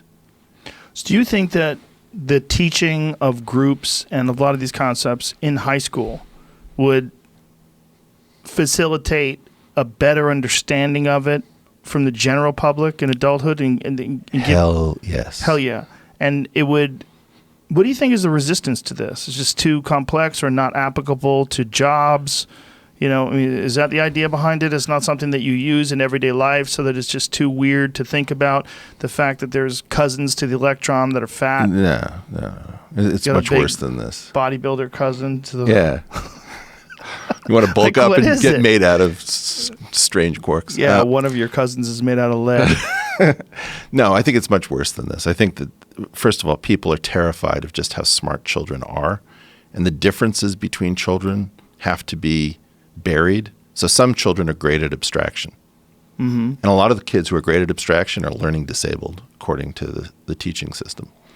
Now, I personally think that most learning disabilities of a particular type are actually teaching disabilities. People don't know how to teach the smartest kids. And groups and things, you're going to lose some people because of the level of abstraction. But you're going to get other people who have never been able to buy a base hit in mathematics suddenly start overperforming. So the problem is that when you teach this stuff, it's very disruptive to notions of the hierarchy. Have you thought about what are the causes of these different levels of perception? Is it education? Is it genetics? Is it environmental? Is it some sort of a chemical balance of the mind? Like what do you think causes people to be more perceptive to some of these concepts? It's a good question. So the thing I just showed you with the planet Earth in a way that you've never seen it before, mm-hmm. I know of only 2 people who've ever created that image. Well, I'm one of them. Dror Bar-Natan is the other. Maybe there are many more, but I've never heard or met them. The number of people who, first of all, know what the Hopf vibration is, I would guess is really deeply know what it is, a few thousand people in the world. So if none of those people are gifted at trying to visualize, or none of them care, none of them program computers, the number of people who could present that to the world is so small. It's such a tiny priestly class that your odds of getting anyone figuring out how to make this understandable are very small. So we're talking about a very small priesthood, most of whom are too busy trying to do new research to want to care to communicate, many of whom are not gifted communicators. Many of us realize that we don't fully understand these things. I mean, like I can show you spinors mathematically on a page, but if you ask me in my darkest moments, do I believe that man really knows what spinors are? I don't think so. There's all this stuff that to me looks like the monolith in 2001. It's just too freaky. It comes out of nowhere, and it's at the core of reality. Like if you really want to blow your mind, look at a tiny collection of these objects, principal vibrations, spinors, exceptional Lie groups, this E8 248-dimensional monster. What is that? There's a 248-dimensional set of symmetries, which seems to live only to be the symmetries of itself, where everything else seems to live to symmetrize something else. And you following this? I'm trying. We might have to spark that joint back up again. Let's do that. There's this thing called the Titz-Freudenthal magic square after this guy named Jacques Titz. And these guys figured out how to generate these sets of symmetries of dimension 52, 78, 133, and 248. We don't know why they're there. They're like the platypi and echidnas of the mathematical world. They're just different. They don't seem to relate to anything else that we know yet. And that's what's so fascinating about them. And these are discovered by people that are trying to figure out the nature of reality. They're discovered by people who are trying to find more of these bizarre equations. Who's discovering these, and what's the impetus? Like what is? Well, you ask very natural questions. Like you've probably seen. You ever played Dungeons and Dragons as a kid? Luckily, no. Okay. I don't think I did. Well, you were beating people up. I was not beating. Stop it! I've seen one video. Anyway, you had these die, right? You have like the cube die, Right. the tetrahedral die. What is this, Jamie? That's the E8 pattern. Beyond space-time. Oh, this is my 8D surface paradise. This is my arch nemesis when I was telling the story last time This during person? Sober October. Yeah, Garrett Lisi. How he took me out into the jungle to meet this sort of differential geometric warlord who lives in the north of Maui. in the jungle. Yeah, Maui. far from, yeah. Whoa. You don't remember this? I do now. Yeah, you cut off my story, man. Did I? Yeah. I'm sorry. That's all right. Go for it. Here we are again. Put that back up. So, Whoa. What is that? well, this is based on the 8-dimensional. I'm almost certain it's going to be based on the 8-dimensional root system. So inside of the 248 dimensions, there's an 8-dimensional donut called a torus, like an 8 torus, and it generates this pattern. And that pattern, in some sense, encodes the instructions for building the 248-dimensional object. So somebody probably pushed an 8-dimensional thing into 2 dimensions for your viewing pleasure. And does this accurate? Like when you're looking at this image that we're seeing, does that make sense to you? I mean, I can relate it to things that make sense to me. If the idea is, can I look at it the way I'd look at a barcode Right. and say, oh, tied, unscented? No, I have no idea. But this is an accurate representation if you're looking at it in 2 dimensions. Yeah. So what I'm trying to say is, you don't even know to worry about this pattern Right. because you've never heard that these things exist. And this is like the closest that we come to, genuine mysticism, where we have these objects. If there are aliens, they know about E8, right? Or Because E8 or the aliens. what? E8 is the alien? Yeah.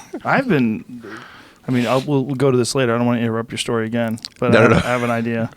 So what I'm trying to get at is, this is the majesty and mystery of being a mathematician or a physicist, these findings. So what I was to say about Dungeons and Dragons, you're given these dice where the normal die is always a cube, but the platonic solids, you can have an octahedron, tetrahedron, dodecahedron, icosahedron, all these things. There's an analog of those 5 platonic solids in the next dimension up, which I think are called convex polytopes. So each one of those objects has an analog 1 dimension up. But it was found out in the late 1800s that there's a new platonic solid in dimension 4 called the 24 cell. Do you want to bring up the 24 cell? And find an animated video of somebody rotating this thing. So like this is something that Plato knew nothing about. We don't really understand what it's doing there in 4 dimensions. These are like communications from the cosmos. So this is like when Jodie Foster was in the movie Contact, and they were getting them signals about how to make the time machine, Maybe. or the portal machine. Yeah, but this is on, Right. This just stuff just doesn't come with an instruction manual. So Right. part of it is you can prove that these things are there, and you don't know why they're there, and some of them touch everything, and some of them have yet to touch almost anything.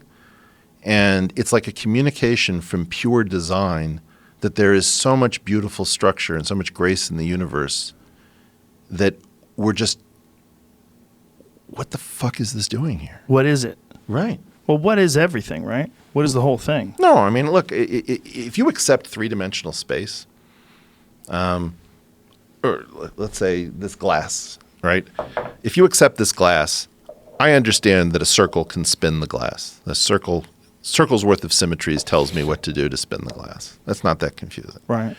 Why is there something that's the analog of a circle, where a circle I would call one-dimensional because it's got 1 degree of freedom? This thing is 248 dimensions. And it doesn't seem to live to symmetrize. In the jargon, we would say it doesn't have a defining representation of lower dimension. So normally you have something of low dimension, and you say, what are its symmetries? And the symmetries are of higher dimension. This thing seems like the first thing it wants to symmetrize is itself. So it's kind of self-referential. It's kind of onanistic. So it's like a 0 point of creation?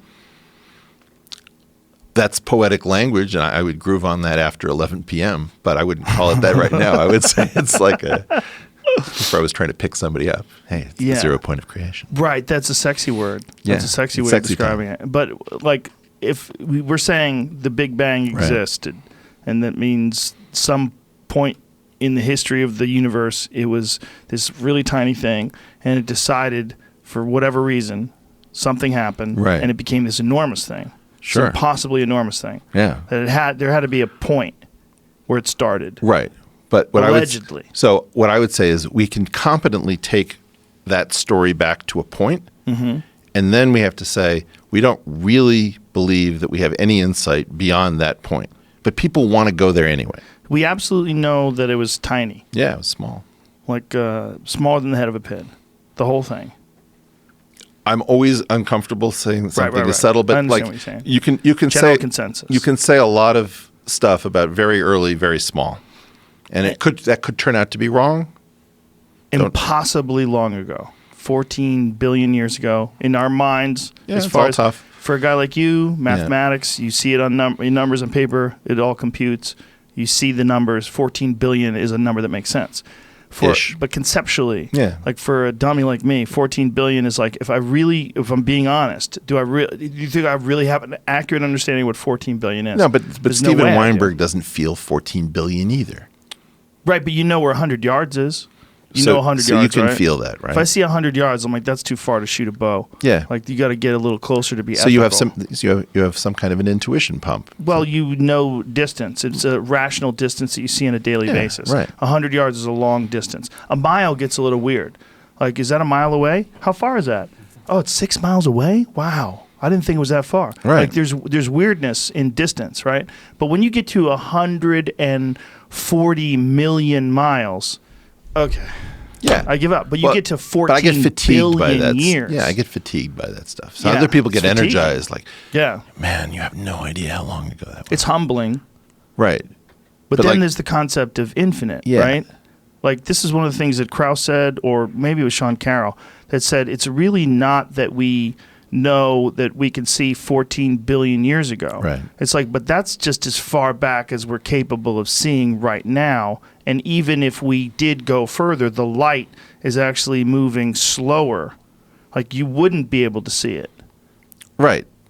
So you have this thing about with the space-time metric, which is sort of how things feel like they're moving apart. Yes. The distance, Einstein said 4 degrees of freedom plus rulers and protractors equals space-time. Right? So a space-time metric is a collection of rulers and protractors. So I can do length and angle, including length in the time direction. And that generates a derivative operator, which we talked about before, which is rise over run relative to a custom reference level. The custom reference levels generate the Escher staircase that we did. And that generates the curvature tensor, which generates gravity. So strangely, with all of this kind of like woo-woo stuff that we've been doing, we just came to a much better description of what theoretical physics actually looks like. It's 4 degrees of freedom plus rulers and protractors, gives you derivative operators with custom reference levels. The custom reference levels don't knit together. That leads to an Escher staircase. The degree of Escherness is the curvature tensor. The curvature generates the gravity, which is what's keeping you and I in our chair.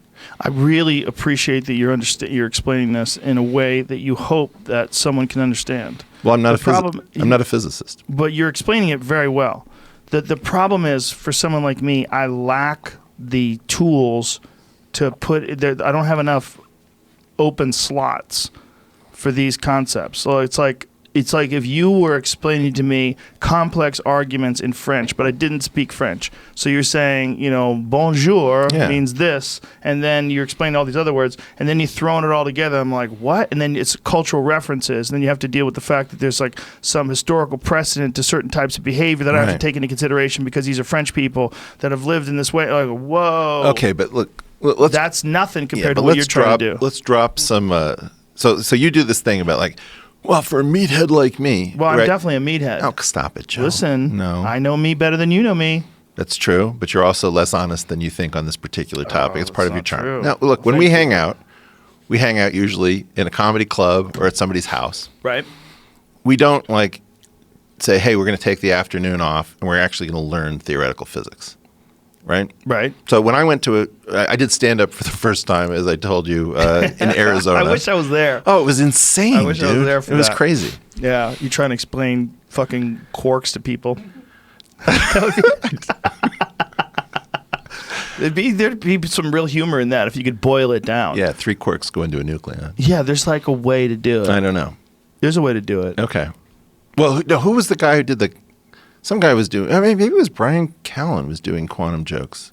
What was he saying? Do you remember? I forgot. He had a bunch of words that he did very, very quickly, and it kind of hung together. I was like, wait, what? Yeah, that sounds like Brian. Yeah. He reads a lot. But he's a clever boy. When I had to do my 10 minutes of stand-up, man, is that craft. It's deep. It's hard because it's not just like telling jokes at a party. It's really, you have to measure the way the audience's laugh comes, whether you're taking them along or you're going to divert, all sorts of things that I never thought about before. Do you know how you feel when you talk about the Hopf thing? Yeah. That it's a part of everything. It's one of the most important things, and yet very few people know what it is. Maybe 1,000 people understand it on the whole world. What's odd is that number is probably identical to the number of legitimate professional stand-up comedians in the world. And when I say legitimate, I mean someone who can craft a new hour every 2 years, who does Netflix specials, who headlines all over the country. It's small. Good, travel all over the world and do stand-up. It's an insanely small number of humans. And not only that, my guess is that the number of people that you think are at the very top of that craft, like when I really think about who really knows theoretical physics. Right. It's tiny as fuck. It's smaller than 50. Yep.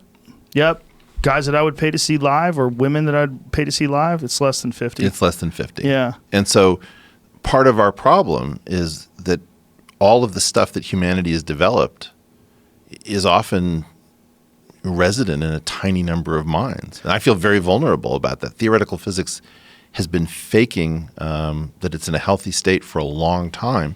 We are so vulnerable on the doorstep of actually cracking this puzzle, in my opinion. Well, that's where our comparisons end, because pretty much anybody could do stand-up if you put enough time to it, if you're silly, if you figure out the craft. But what you guys are doing is not just really rare, but also the barrier for entry, like the cost of entry, is exceptionally high. Like you have to spend an inordinate amount of time studying and understanding this stuff just to get to a base level of what you've been able to explain. You've been able to explain like some really difficult concepts to the layperson that must have taken you fucking eons to learn and understand all your study of mathematics and of geometry and of all the... Yeah, but I'm an imposter. How so? Well, I'm not a physicist. Right, but you understand it. Maybe you don't practice physics, No, but no, you but understand it. Well, no, it's something more audacious than that, which is that when you see, a 10,000 hours only sign, only those who've done their 10,000 hours can come in. Mm-hmm. My middle finger goes up. I'm like, I bet it's not 10,000 hours. Or if it is 10,000 hours, I'm willing to get 80% of the juice in that orange with like 10% of the effort. Right? Well, the 10,000 hours thing to me is it's cute, but it doesn't factor in for phenoms. It doesn't. There's a lot of people that come into anything, whatever it is, with some natural abilities that are pretty undeniable.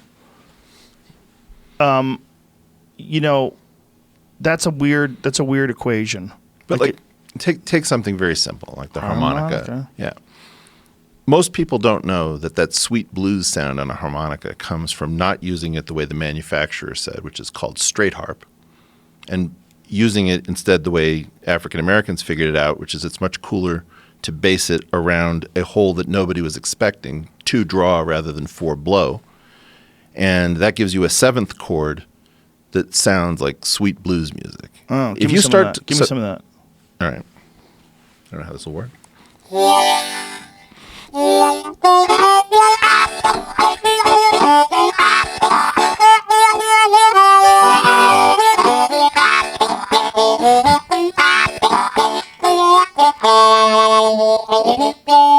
Like that was You Gotta Move. So what's the traditional way of using it? What would it sound like?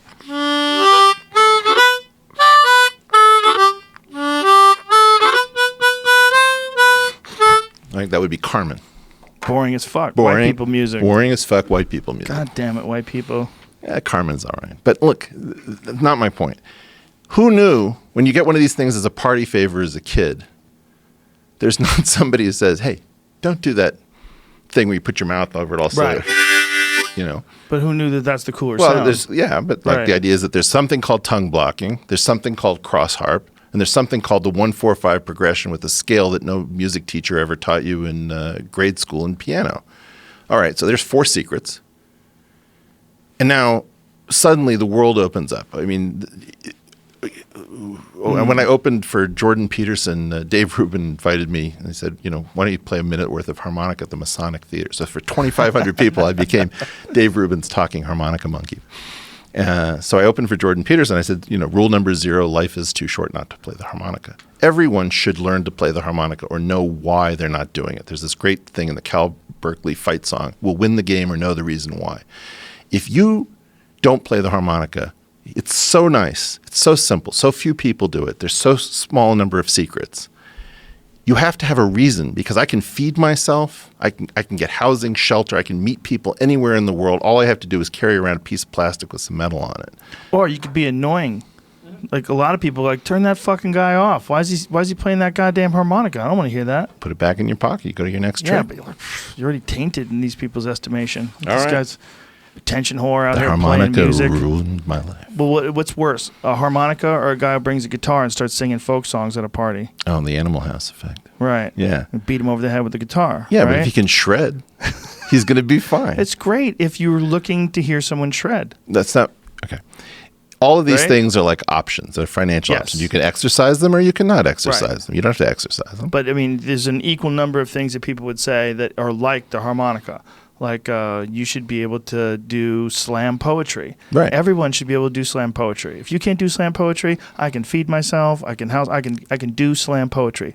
I'll show up at a party and everyone wants to hear slam poetry. Is that true? You're just trying to bait me, Joe. You're so adorable. It's fascinating to me that harmonicas are this little tiny thing that people have like.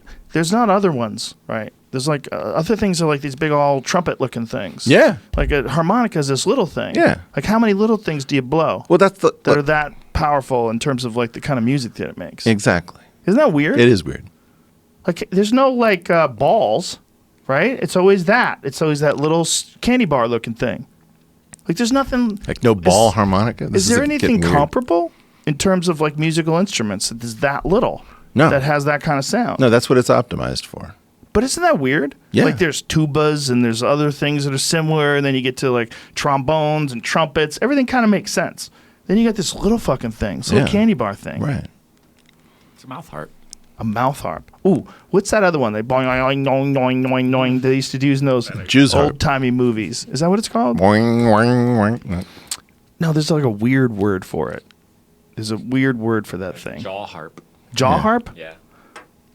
Mm. What? This is, maybe Right. I'm thinking of a complete. Okay, Yeah, that's one. Yeah, like that's another weird one. Or you could play the spoons. Yeah, Spoons are good. Well, how about that fucking Australian one where they blow into that big tube? Didgeridoo. Didgeridoo. That one's the most. That is like, how hard were those guys tripping when they came up with that sound? Boy, oh, boy, oh, why, why.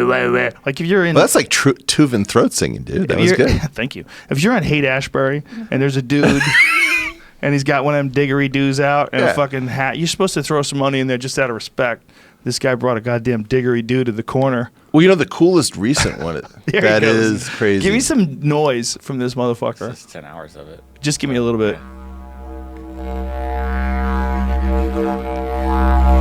That is DMT music. I know. If you're tripping balls and somebody plays that, it'll take you to a new dimension that you've never accessed before. He's got like the paint on for it too and everything. Oh, it looks like he's Well, on a trip. actually, it's quite interesting. Yeah, The he's Santo Daime Church around the ayahuasca stuff has a lot of really interesting music to listen to. It straight is kind of mind blowing. Well, there's I don't know if it's that one or the something de vegetal. There's one of those similar Christian-based dimethyltryptamine ayahuasca type churches that they sing songs about Jesus. They trip balls and sing songs about Jesus. And what's really weird about DMT in particular, and I guess you could say the same of mushrooms, but mushrooms apparently when it synthesizes, it's real similar in chemical content to what dimethyltryptamine is. I'm going to fuck this up, but I think it's N-dimethyltryptamine is dimethyltryptamine, and then when it's synthesized by when the body processes psilocybin, I think it produces something called 4-fox-4-aloxy N-dimethyltryptamine. I think it's real close. I might have fucked that up, but I think it's so close that it's like they're cousins. Okay. So there's something about music in these things, and one of the best ways to get out of a trip, if you're really tripping balls with mushrooms, is to sing your way out of it. Really? You can sing your way out of a bad trip. You can actually control the trip with good music, and one of the things that's really constant with DMT is these icaros that these shaman will sing. Yeah. And these icaros with the cymbals and like a little bit of drum and these like really rhythmic singing, it makes the hallucination dance in like a really obvious, tangible way. It moves around itself and it changes and guides the trip. Well, that's what my hypothesis has been, that it's some sort of There it is. That's one right there. This is one I've personally experienced. I've actually tripped listening to this song, and it was like these geometric patterns, these entities that seem to be conscious. They were like moving around. This is the guy. This is the ayahuasquero. This is the shaman blowing tobacco. This is part of the ritual. They actually blow tobacco on you while you do that.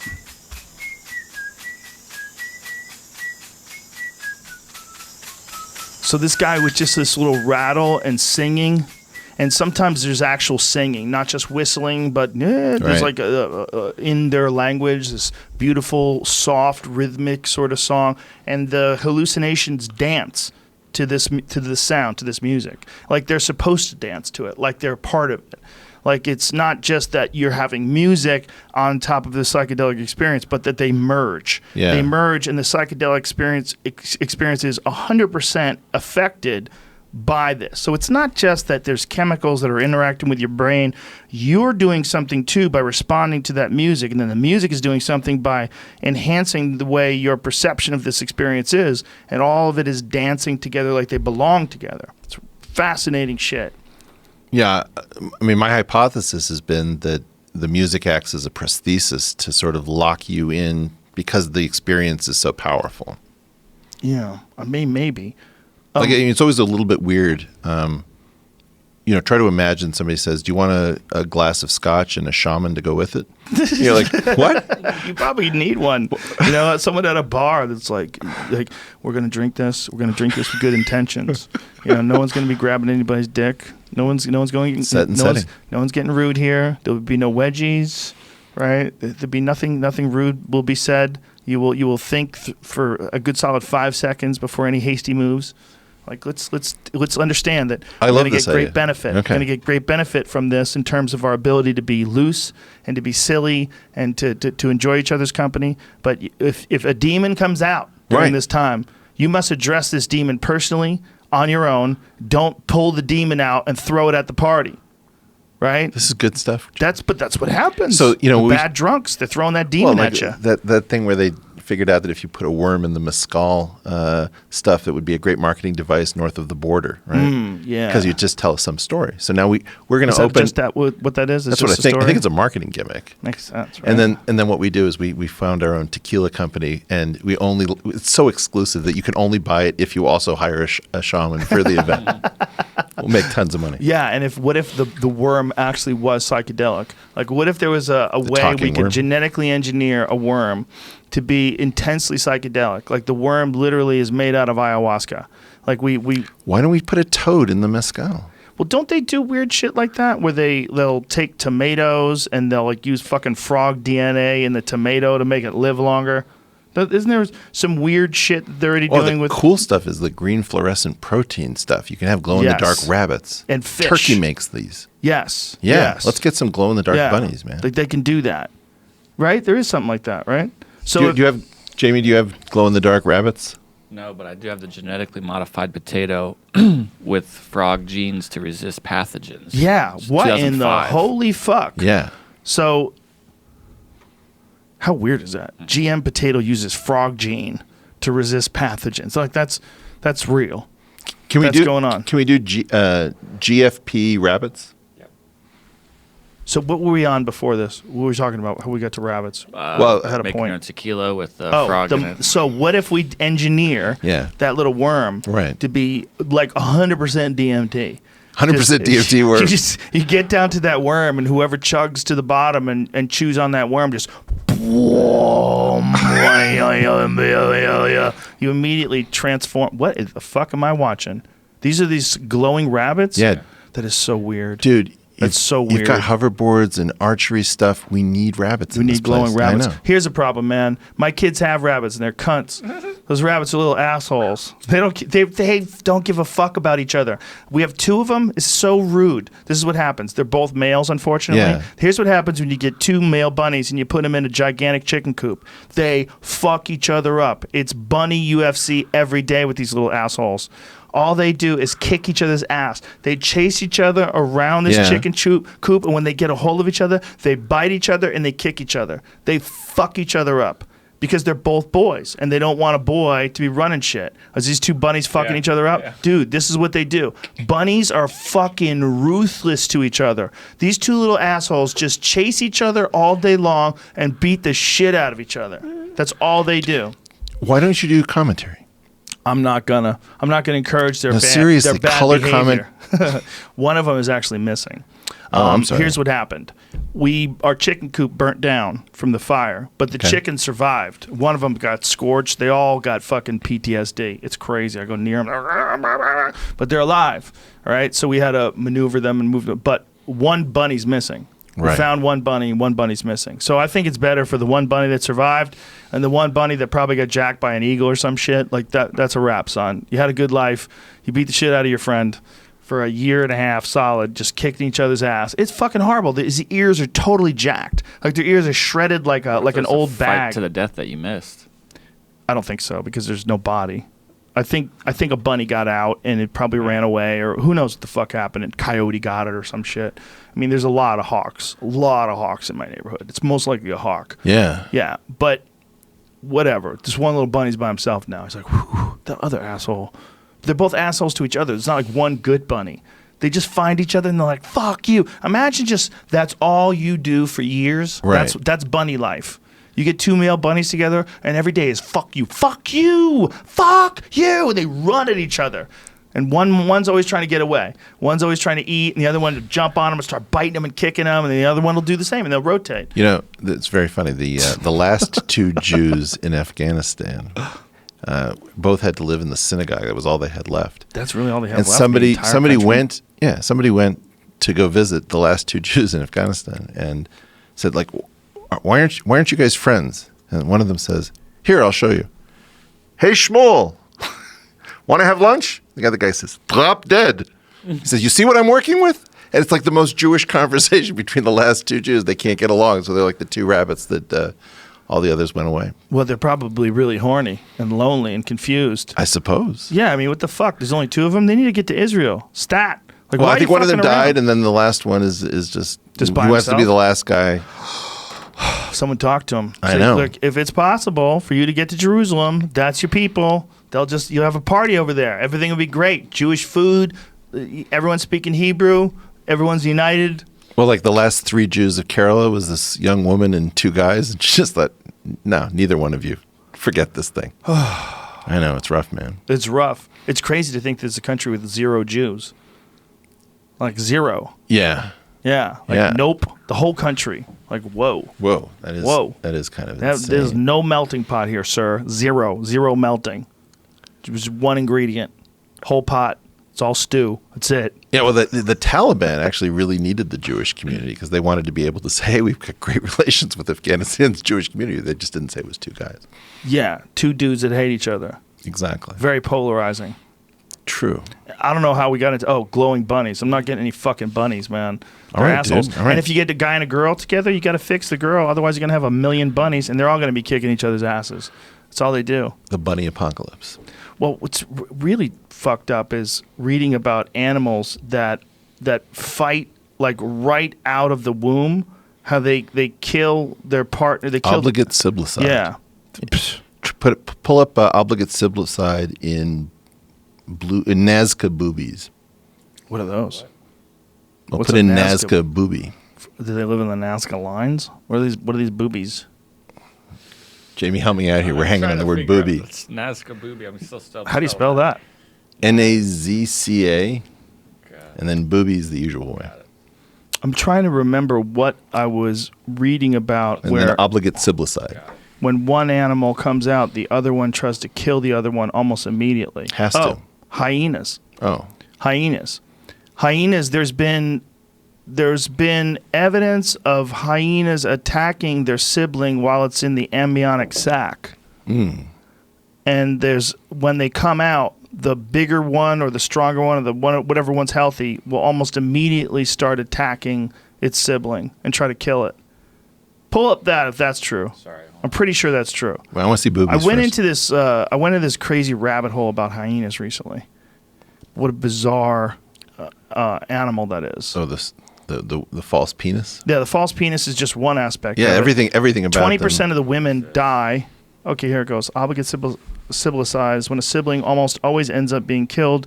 Fugitive siblicide means the suicide. Facultative. Like it's a choice versus you got to do it. Facultative. Facultative. Facultative siblicide means the siblicide may or may not occur based on environmental conditions. Okay. So it's sometimes will happen if there's not enough resources. So the idea is that I think the breeding cycle is discretized. So you either make it or you don't. And so the danger of laying one egg and having it not work out is very... Oh, this bird is fucking his brother up. And That's it has to be in crazy. front of mom and dad because you want to prove that you're worthy. Whoa, that is insane. Right? So mommy... Look at how he's beating it to death. So this is because there's not enough food. There's not enough food to do two. So the first one... The second one is a spare. And the first one proves that he's worthy by killing his sibling, the spare, in front of the parents and says, yeah, you can invest in me. I got this thing. Jesus Christ. And what kind of bird is this? This is probably Nazca or blue-footed Yeah. boobies is my guess. That is insane. That is insane. It's hard to watch. Well, this is what I said about biology. Biology cares about your feelings. And the mom doesn't give a fuck about her No, other no, no. baby. The mom wants. Look. The mom's excited. This one's dying. No, It's all fucked up, and the mom's like, yeah, mom's I like excited. this Hey, the little older champion. one knows what it's doing. He's viable. Jesus Christ. Well, nature's pretty brutal. Pretty brutal. No, it's bizarre seeing this from. Oh God, I don't want to see this thing slowly die, dude. It's bizarre seeing it from birds, but I think it's even more ruthless the way the Lions. hyenas. Yeah, hyenas killing their siblings. That almost. I think they were saying it's pretty universal. That is when the first one comes out, they try to kill the second one. Well, you know this thing about female lions getting excited by the murder of their children. Whoa. So when the new male takes over the pride, his first order of business may be, let's not stop wasting resources on the previous daddy's offspring. Yeah. So what happens So here it is is. Same kind of thing. The hyena gets out and immediately starts killing its sibling. They're fighting to the death right out of the womb. Look at this. Fucking mad battle as babies. Look at it. It's still got the sack on it. And they're just trying to kill each other. This is a particularly ruthless animal. They were saying that 60% of hyenas die as they're trying to get out of the tube. wow. What? I didn't know that. Yeah, 20% of women die, well, the females rather, die when they're giving birth. Well, that's because of our crazy brain to body ratio. Well, it's also they have female hyenas. Oh, They have that giant dick. sorry. I and thought you were talking about high rates of human mortality. Female hyenas Okay. die 20% of the time when they're giving birth. All right. Because the baby doesn't come out right. Like they have this crazy, they have a faux penis that is actually a vagina. It's an enormous, huge, engorged clitoris. It's far bigger than the males. They have to pull it back so the male can copulate with them. But then when they give birth, it has to come out of that dick, and it doesn't always come out right. So Weird system. Yeah, Google that because I might be wrong about the numbers, but it's some exorbitant number of babies die and a huge number of women die. Women, I keep saying women. Female hyenas die. Yeah, right. Yeah, that's why I fuck up. But they're also weird in that they're way bigger than the males, and that's because the males won't let the babies eat. So that's one of the things they think. Like because they're scavengers, the males are trying to push out everything smaller. So because of that, the females have to get in and go fuck off. The kid has to eat, like even if it's their kid. That's cool. So 60% suffocate on their way out. Yeah, so Wow. 60% of them die I on the didn't way know that. out. Yeah, and I think it's 20% of the females die during childbirth as well. Pretty sure that's what I read, which is fucking bananas. I mean, 60% though. Imagine 60% of all kids die on the way out. And then the ones that don't die, if you got two of them, one of them kills the other one. It's a rough neighborhood. Man. It's a matriarchal society. And they give birth through that fake penis. Yeah, that's what I'm saying. Now, Yeah. what is the purpose of the fake penis? The fake penis is to dominate the men. They get on top of the men and they go, listen, bitch, this is how it's going to be. And they got a big old strap on. They peg their men. All male hyenas are cucks. They all take it. It's crazy. It's crazy. That's where we're heading It's as only a an country. inch in diameter. Really? Birth canal. Oof, Jesus. Ouch. Tight squeeze. That creates a high death rate for first time mothers. Yeah, high So death it rate. doesn't say here how many, but I think it's 20%. Have you ever seen the like the full human clitoris? Yes, I've seen one. Have you? Not in the wild. The full clitoris? No, I know. I've never seen it like a biological. Can you pull up the internal clitoris? Internal clitoris. I think it was only discovered. Is it not allowed to be I shown? was trying to quickly think about that. Yeah, it'll Come probably get us in on, trouble. for Well, you God's could pull it up, but just sake. don't show the world. Just show us. Okay. Yeah. I think if you put that on YouTube, we'll be demonetized and possibly If you're kicked on off the internet, you have network. to Google that yourself. Yeah, Google it, you weirdo, and be careful of the wrath of the It's an government. enormous structure that I think we didn't fully understand. I don't understand how we could have missed it, but my understanding was we didn't fully understand the internal clitoris. Where right it goes. there on the left below. It looks exactly like the sort of space ships from War of the Worlds 1953. I probably show that. It's all that stuff on the outside. All you see on the outside You is better that not little show tip that, at Jamie. the top. All right. We're gonna get in trouble. They get mad at us. Does that picture make you horny? No, not at all. Makes you afraid, doesn't it? It seems like an alien. Like it should shoot like a laser face beams. hugger. Yeah. Like that's the Ridley Scott alien, the face hugger. Yeah. Woo. Well, look. It's very weird that we've just come to accept what the shape of the body is. The Right. body is very bizarre. I mean, if we were all shaped like stingrays and we saw a person, we'd be like, what in the holy fuck is that thing? Yeah. With its articulating fingers and it's moving its eyeballs around, sniffing things with its nostrils. Like, we just accept the fact that this shape is normal, that it makes sense. Well, this is why cephalopods, from last time when we were talking about the cuttlefish, Yeah. I just learned something new, which is that cephalopods are under consideration to be the next great model organism for biology. So if you think about how weird it is that some branch of the phylogenetic tree is so far distant from us, that these mollusks have such advanced minds, and their skin is the wonder of the world for sure. Yeah. Nobody knows quite how all of that, not only do they have these chromatophores to get the camouflage right, but they also change the texture of their skin to mimic things like coral and all this stuff. Oh. Wouldn't it be cool if we made cephalopods the next great model organism, and then we started doing comparative, like not only neuroanatomy, but connectomics, where we're trying to study how their brains are organized? Because they're so far away, they are probably the closest we will ever get to meeting aliens. I think I said that the last time I was here. And I'm really excited if that goes forward. Well, it really doesn't seem like anything else. Right. Whether it's a cuttlefish or whether it's an octopus, like you're like, oh, it's like kind of like a squid. Like, yeah, a little bit. Like a person's like a monkey. Yeah, but like real different. Well, the nautilus is Yeah. like the craziest, maybe the cuttlefish is the most interesting for sure. They're for me. both And the fascinating. octopus is like, Yeah. They're so all intelligent. crazy. Right. But and like, they regenerate. That's another part of it that's bizarre. yeah. Well, it would be fun to do. I mean, I would imagine that newts and salamanders in the tetrapod category would be the best for us to study for regeneration. I like how they regenerate up to a point. Like nature will say, yeah, you can grow an arm back, can't grow a head back. Sorry, fuckface. That's a wrap. Yeah. You lose your head, nature's like, you gave up a big piece. You gave up the queen. It's over. Yeah. Game's over. So you But think if you lose your tail, like, it's debatable. Do you grow your tail back? we could do that? I think lizards grow their tail back, but they only grow like most of it. They don't grow the whole thing. But the newts and salamanders seem to have this very high regeneration. I mean, you can just keep Yeah. cutting an arm off over and over again. There it is. But you can't cut their head off. Yeah. Why do you want to cut their head off? Well, I don't, but I mean, just saying it's weird. Like you can't like chop them in half from the waist down. They don't seal up and grow a new waist.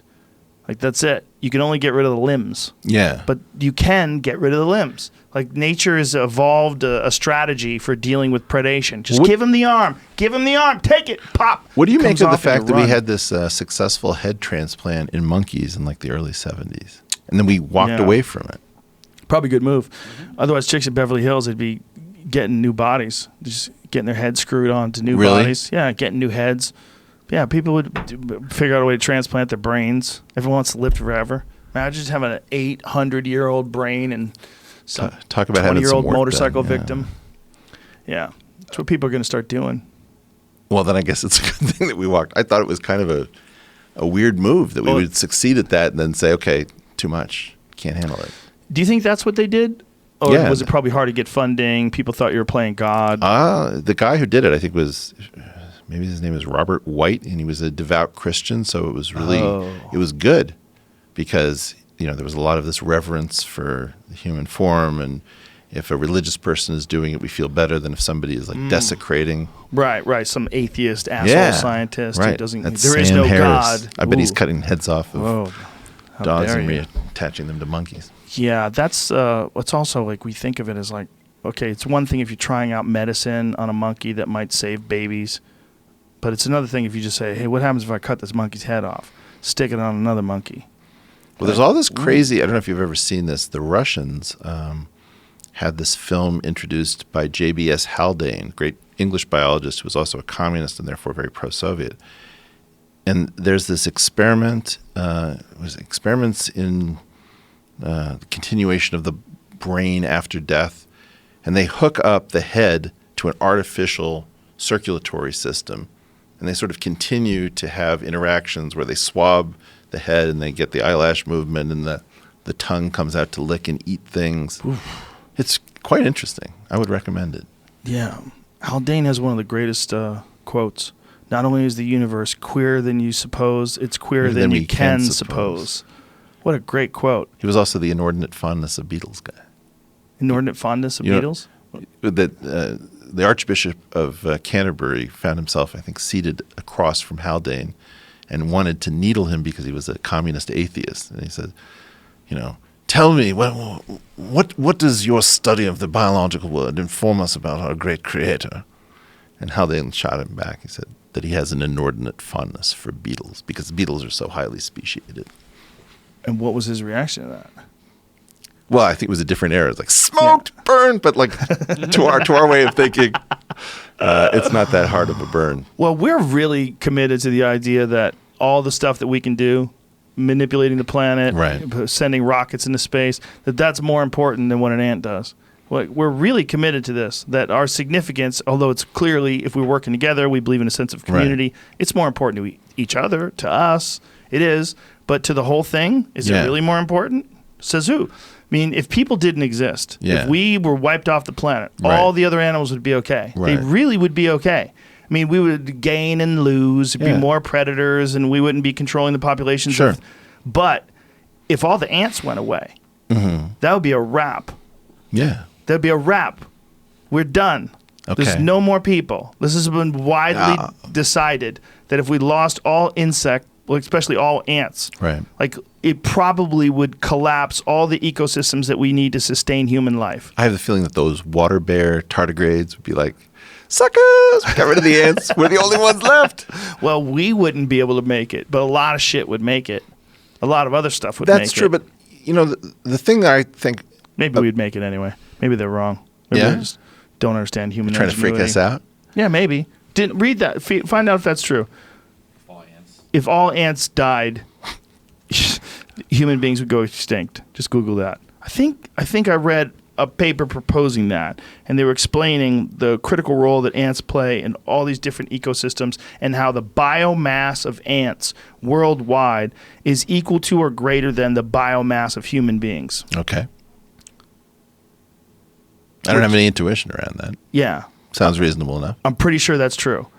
And so, but our idea is that we're more important. Well, but we I have cable. Yeah. Yeah. That's not why I think we're more important. I have 4G. Do you have 4G? Okay, maybe that's more important. I have a 70-inch television, and I have an iWatch. Yeah. It must be more important than this stupid fucking ant with his dirt house. If I can just piss on your house while I go jogging, I'm a more important thing than you. Yeah, I don't know. My drown half your people by pissing on you. Okay. Yeah. Obviously, nature doesn't want to protect you. You got your house in the dirt. It's a hole but on Joe, a mound. Okay. I don't know why I want to get serious on you. You're just trying to fuck with me. But the really interesting thing about humans is that we're the only species that understands what game we're in, and we can reject the game. Yes. Every other species is playing the game. So you know my brother very well. Very surprising to me that my brother only wanted to have 2 kids and didn't want to spend all his time down at the sperm bank, making donations. I said, "You're an evolutionary theorist. Do you ever think it's kind of weird that you're not playing this game very effectively?" And he, shot me back this thing. He said, "If you actually understand the game, why would you want to continue to play it?" I thought that was really interesting. That somebody who sounds like his wife doesn't want any more kids. That's what I hear. Rationalizations. I get it, bro.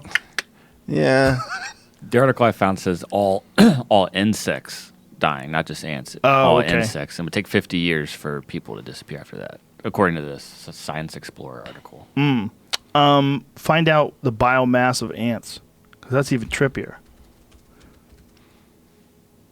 I hope I'm right. But I want to get rid of this anti-human thing. I'm not anti-human. I know I'm you're just human. Neutral. No, biologically neutral. If I just looked at it objectively. Yeah, I don't think so. I said, you don't think so. You think we're more significant because we're more significant to each other. Well, there's no significance in the whole game if you just take a completely materialist, what do we care? It's one rock, one speck, big deal. Right? So the problem is if you accept that as an answer, then you've kind of failed by just taking the nihilist way out. And to me, they have this annual question at edge.org, and finally the guy got exhausted. He didn't want to ask another one. So I'll finish this up quick, and then we'll go to your thing. I'm sorry. No, you want to take it? Ants outweigh humans? Individual workers weigh an average between 1 to 5 milligrams according to the species. When combined, all ants in the world taken together weigh about as much as all human beings. That's interesting. Does that sound right? Wow. Yeah, that's what I'm Another saying. version of it here too. That's fucking bananas. Woo! They are 15 to 20% of the terrestrial animal biomass. And in tropical regions, where ants are especially abundant, they monopolize 25% or more. Ooh. Hymenoptera. I have a buddy of mine, Brian Callen. Yeah. Brian Callen used to, when he was in college, he spent some time in the jungle. He was thinking he was going to be a biologist. And he was going to study insect. He was going to be an insectivore? Entomologist. So they had to sleep in these elevated tents, and they had to paint like some sort of like turpentine type chemical all over the posts, because if they didn't, the ants would crawl up the posts and eat you in your sleep. Like literally climb in your ear and start eating you and tell everybody, and you would die that way. Like people have died. Elephants have been eaten by ants. And he said you can hear them walking in the jungle. Like in the night, you hear the footsteps of fucking ants because there's so many of them. If you're in the wrong place at the wrong time and there's a path of these motherfuckers moving your way and they send a signal that we got something here and they crawl up you, they just all start crawling up you. And there's so many of them you can't avoid them. Well, because they're not really separate animals, right? They're eusocial. Hymenoptera has this weird property of this haplodiploid structure so that the females are highly related to each other. And so in the same way that your cells aren't individual animals, they all conspire to create you, there is a sense in which in this world of bees and ants and wasps and things, Hymenoptera, the real entity is the colony. It's not the individual. Right. So, if I took a cytological approach to you and I just went cell by cell, you're this collection of 10 or 50 trillion separate entities. And that's what makes ants so terrifying. Yeah. Is that, Kropotkin, the great anarchist, was sort of an amateur naturalist. And he would look to natural systems and say, why can't humans cooperate like this? And the point is, we're not structured to cooperate in this eusocial fashion. The way they cooperate is so uncanny. When those leafcutter ants design those intricate cities they have places where things ferment and where gases are released through holes in the ground, and it doesn't make any sense that this little tiny brain could figure out this enormous structure, but somehow or another, when combined, and it's not a tiny brain, right? Not just one version of this, but millions and millions of these designs appear all over the world. And they see if you can find that video of they filled a leafcutter ant colony. They filled the home with molten metal. Yeah, it was something like that, like and they pull out these concrete crazy or some shit. Structures. It's beautiful. Yeah, I think they flooded it with concrete. They flooded concrete in all the holes, and then they dug out everything around it so you could see the structure. And then they explained what this is really like well thought out. Like they have portals, and this is how they get the food in, and this is where they take the leaves, and they let them rot, and they turn to mulch, and there's like a gas release. But it's a distributed, loosely coupled system. What makes it seem so amazing? I mean, it is utterly amazing, but if you think about it as individuals making decisions that conspire to create these structures, that's more amazing than what it is, which is it's a loosely coupled distributed system. So that's how a beehive will send out explorers, and they'll report back, and they'll do the dance, and the dance communicates the information, and you get all these coordinated activities. In what other systems do you suppress the fertility of females because the relatedness is so high? Oh, yeah, this is gorgeous. Yeah, this is the video we're talking about. So it's really huge too. And they have these, looks like tunnel systems, and then they lead to these big circular areas where they're really almost uniform in size. And it's a really strange way, or similar in size. So they have these pathways that go to these like rooms, these circular rooms. And there's just this incredible network of these tubes and circular rooms that they uncover. I mean, it's fucking enormous. When you look at how big this thing, I mean, if you had to, like, how big is that? What is that? 80 feet across, 90 feet across, or something like that? Good guess. So they're continuing to dig this up. They're not even done in this video here. But you see all the pipes that extend to the left and to the right. So they've developed some sort of complex civilization, some weird, bizarre network of these passageways and rooms, and they do it just like this everywhere. So some pattern has emerged in their species that has set them up to act as this collective group and then operate in this similar fashion all over the world, or wherever they exist, in that sort of with that kind of dirt they can manipulate like that. That alone is that is a massive mystery. I mean, how a little tiny thing with a brain that's almost imperceptibly small, it's just like tiny little head. Look at his little head. How does he figure out that hole? How's he figuring out tunnels? But he's not really. They're not. Well, right. This is what I'm trying to get at. They're working together. Okay, so if you look at, for example, C. elegans, the nematode with 1,000 cells for the entire body plan, 300 of which are neurons, we have a complete map not only of the cell lineage diagram, which is how this thing unfolds from a single fertilized egg, but we also have a complete wiring diagram of its nervous system. So this is something that locomotes, it moves around, it eats, has sex, and it's only got 300 neurons. Each of those is an extremely primitive machine, and they send signals to each other. And we still don't know how the thing really works, even though we've got the entire thing mapped. Jesus. This was the great insight of Sidney Brenner, that we would make the worm the great model organism because we could actually map everything about it, right? And it is astounding to me how little we've learned. We've learned a ton from it, but I had thought that we would have gotten much farther in understanding the brain. Did you see this recent discovery of a 25-foot-long sea worm that apparently is not just one organism? It's like many organisms together combined? No. Yeah. I got to find out about that. That's what he was talking about. Yeah, you got to see this fucking thing. It's insane. And I think this is a very recent discovery, at least one this large, and these guys are swimming around with this thing. It looks impossible. It looks like they landed on another planet and they're experiencing this thing. Like this thing, this whatever this is, I'm pretty sure that what I read it really quickly as I was running out the door, that it exists, large 8-meter worm-like sea creature stuns New Zealand divers. So they're looking at this thing, but I think there's many different organisms inside of it. I don't think it's one individual organism.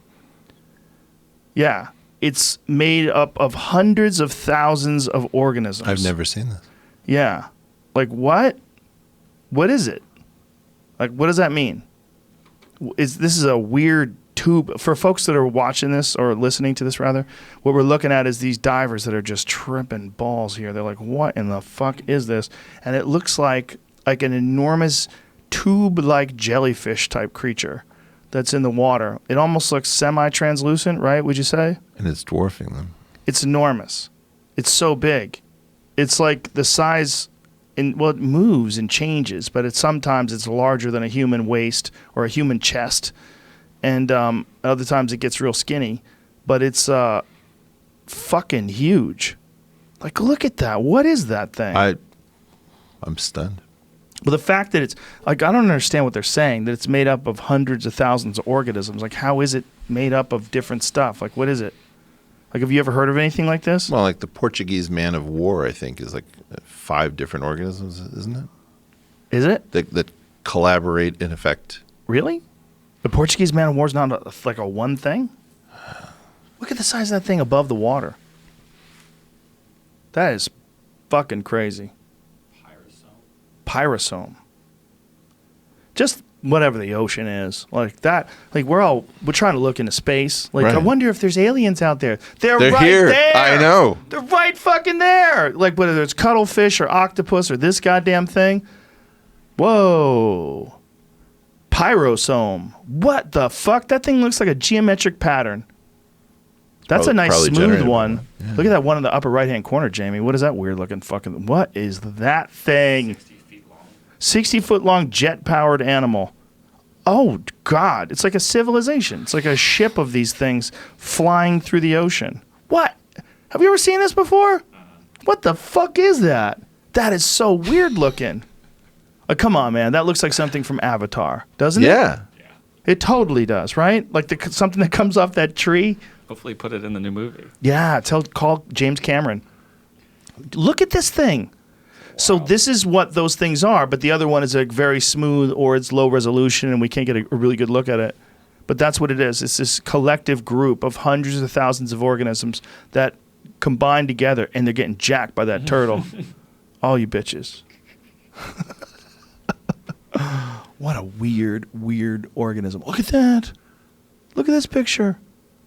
What if you stuck your arm in it? It just... Dude, how bizarre is it that there's a civilization of these things all combined, but what they are is individuals that operate as a giant tube. You never heard of this before? No. I'm so happy we found something you don't know about. I feel the same way about your stuff, man. That's a fucking weird one, man. But the idea that the ocean is really an alien world. Yeah. Well, the funniest part is when you hear these guys with their remote submersibles and they find some new life form. Yeah. They're like, take me down 3 meters. Wait, what is that? They get really excited. Yeah. Because it's the ability to meet aliens. There are new things. Yeah. I mean, we've kind of sort of mapped out the Terrestrial biology, stuff, more or less sorta. ish. Yeah, there's like a few weird things you Well, find like in the jungle, weird bugs. Like, where's that? Vietnam has Right. some surprises for us. Deer and- with fangs. You ever see those? Oh, the Sulawesi boars or No, the deer. Really, deer? Vampire deer. I don't know about vampire deer. It's the craziest looking thing ever. It's deer with fangs, like crocodile looking fangs that come hanging down like this. If this is some jackalope thing. No, it's Okay. not. It's a weird little animal. It's not a big deer either. Well, do you know? Look at that thing. Vampire deer. That's a real animal. Look at that. How fucking strange. What Look at this. was in Look this at this. coffee, Jamie? Look at that thing. Look at the fucking teeth on that thing. It's probably something akin to their antlers. They use it to defend themselves. Okay, that's not real. That one's not real because that's a mule deer. See that one that you just picked? That's some Photoshop bullshit.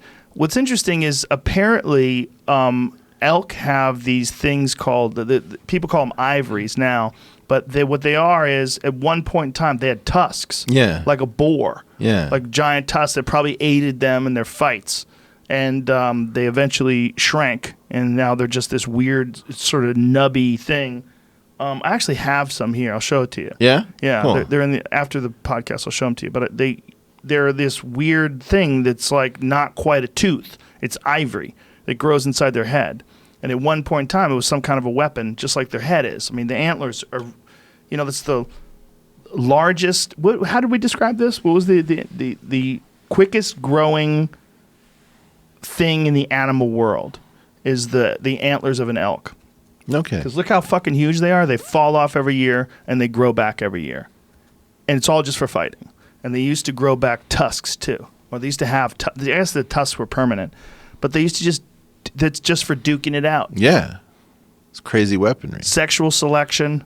Well, you want to know a really weird thing? The dung beetle, there's a conserved system whereby in some dung beetles, the amount of weaponry you have as your antler is inversely proportional to the amount of copulatory apparatus you have where it counts. Whoa. And so if you have really impressive weaponry, you're not able to do quite as much. And that may be the engine of speciations because the vagina and penis in that system is a lock and key.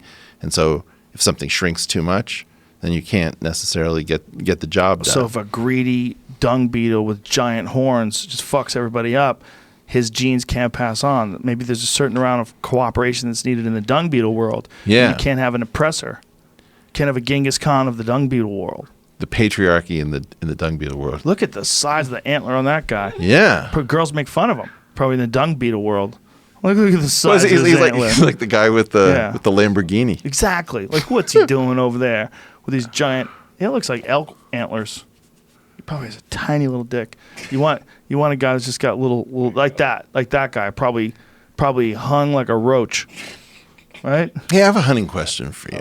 Okay. I started looking into this like primitive hunting thing. I was positively predisposed towards hunting, and I turned myself off of. I mean, I don't hunt, but I turned myself off of hunting by watching the affect of some of these people who are baiting and killing bears in ways that it just doesn't feel to me like hyper respectful. Right.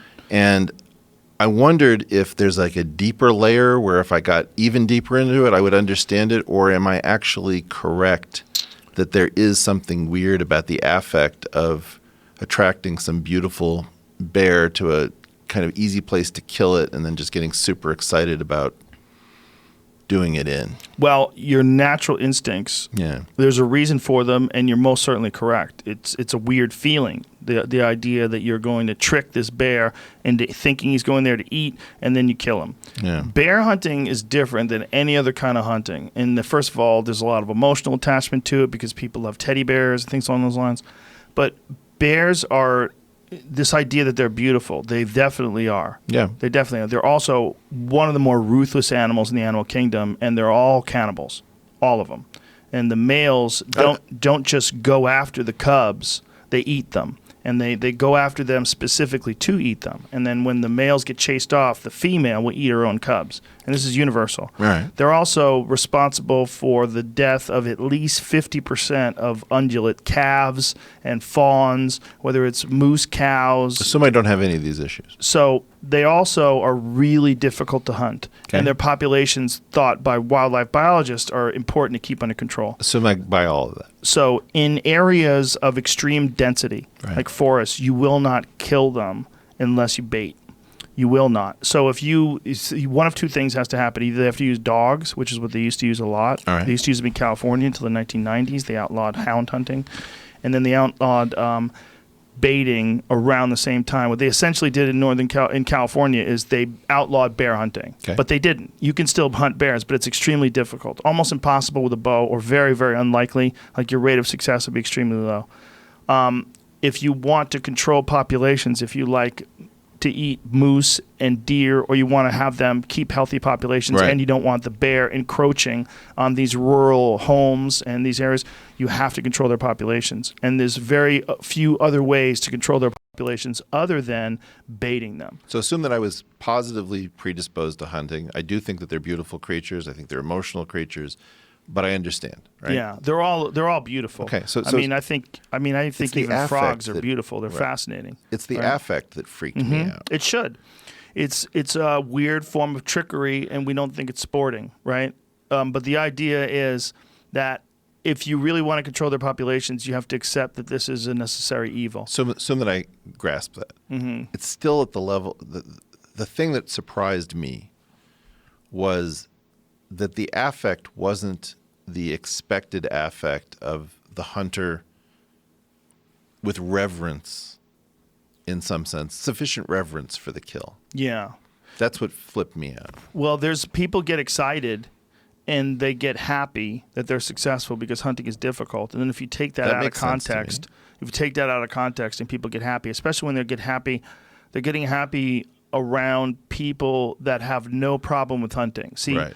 one of the problems with respect is that it's assumed that you only have that respect if you don't have happess that goes along with that respect. So I understand that there is some amount of sadness, some amount of happiness. There's a weird feeling of loss. There's a lot of weird stuff that goes on. The surprise, and the reason I'm asking you is that I had expected that I would have the difficulty, bears equals teddy bears. I'd get past that. Yeah. I'd keep going around this whole thing. And then when I finally got to the end, it was just that there wasn't the right balance between sadness, ecstatic elation. It's hard. It's hard if you're not there experiencing it. It's hard if you're not involved in this hunt for many, many days, and it gets very difficult. And you don't know if it's ever going to happen. But the bear hunting in particular, especially over bait, is way more problematic psychologically. You Okay. know?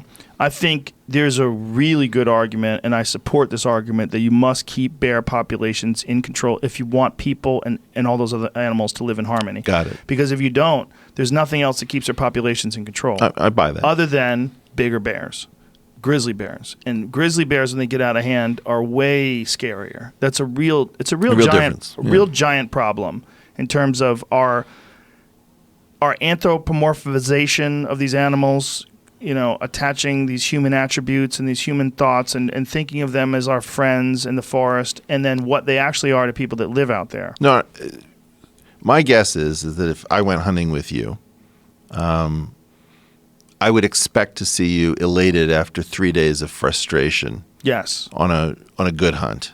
I expect that you would use the kill responsibly, that you would forego certain kinds of kills. I don't have any of those issues, I think. I think that where the issue is that I wouldn't expect an unbalanced elation. Yeah, I understand what you're saying. And especially an unbalanced elation when you're hunting over bait. Right. For an animal that is not necessarily thought of in our culture as being an animal that you eat, which is bear. And a lot of times people think that you don't eat them. Black bears in particular, actually, they taste very good, and people do eat them.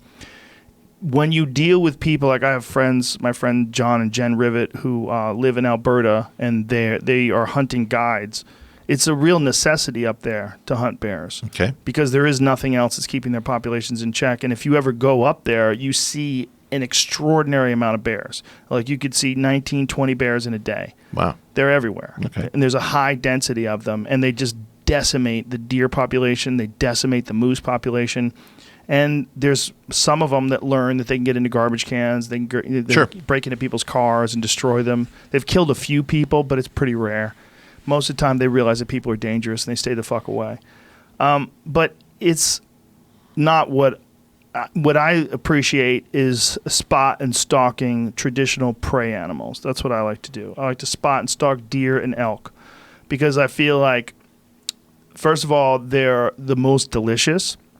They make, whether it makes sense or not, they make the most sense to me in terms of like a prey animal. They're the ones that I covet the most. Okay. What I want to do is I want to go and get older, mature animals that are ungulates. Right. Whether it's a deer or an elk, an animal that's spread its genetics, that is already, it's 7, 8 years old, 9 years old, is an animal that doesn't have much time left. If you get it now, you're probably getting it within a year of its death.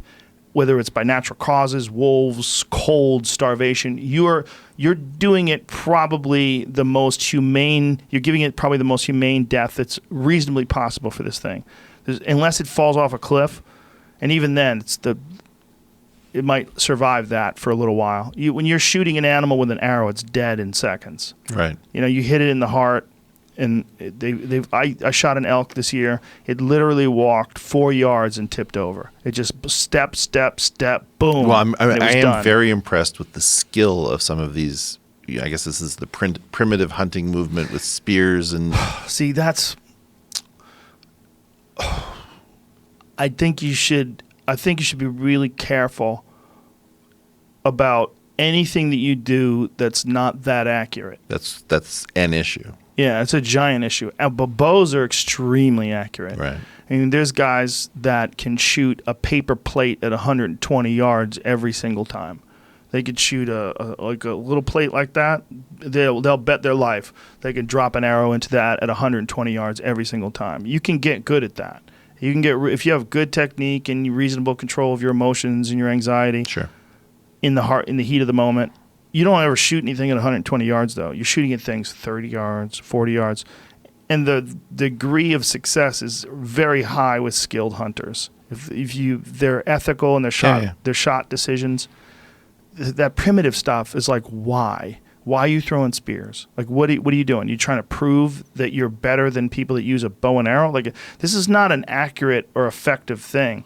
I mean, it kind of is, but you have to be like 5 yards, 10 yards. Like, what do you got to be, 15 yards max? Even then. I think part of the thrill of it for them is putting themselves in danger. There's a little bit of that. If you're shooting, you're going after a bear? Yeah. Like, I've seen some of these things filmed where the person looks like, they're up in their, I don't know what to call it, their little tree stand. And that doesn't look like they're putting a lot of risk. But some of these people are clearly getting off on this is the primal hunt, right? And they're going backwards into something where the animal could surprise them. And what I wanted to do is I wanted to reacquaint myself with, now that I can watch somebody actually in that moment, try to figure out what my ethics around hunting were. And I thought that I had prepared myself, and I thought when I saw you, find out where Joe is, because I have no question, knowing your ethics and how you think, that you would have a very subtle perspective on all these different kinds of kills, which sorts of animals. Yeah, if you get to spears, yeah, you're in a weird place.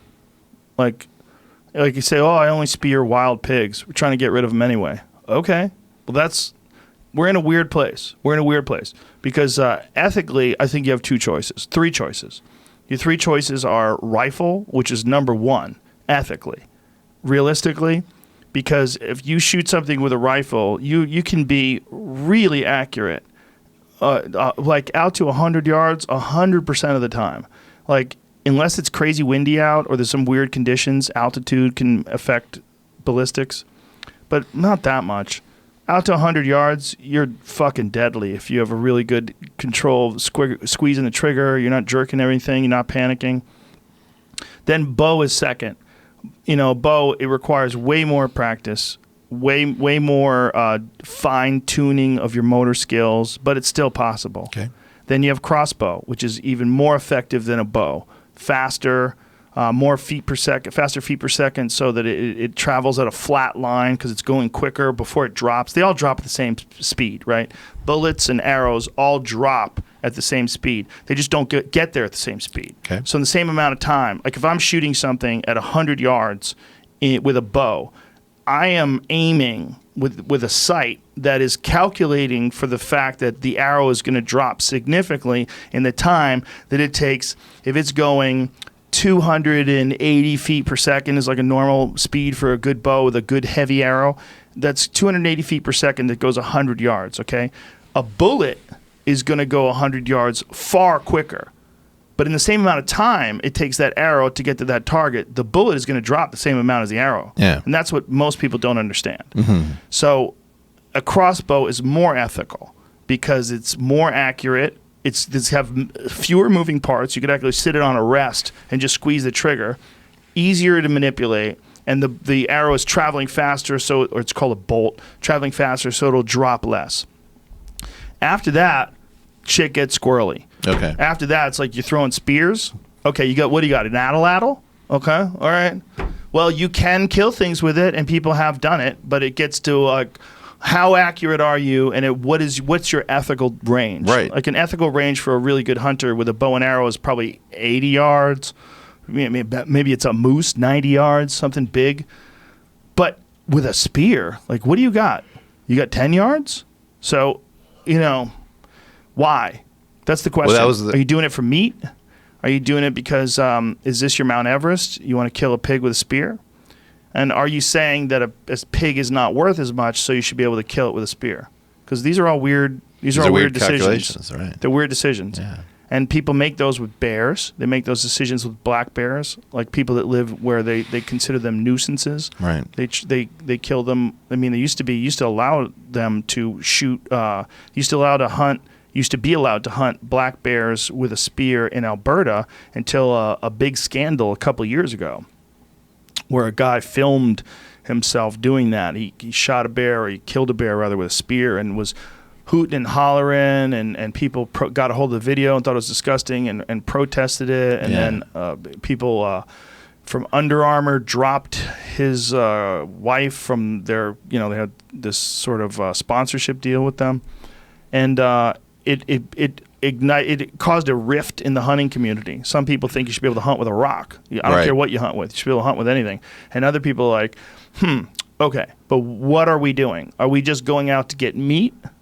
Or are we putting on a macho performance of our ability? Okay, this is exactly what I wanted to get at, which is if you know that a population has to be controlled and you want the meat, then it makes sense to me that you have to open yourself up to some of the pleasure of the kill. That makes some sense.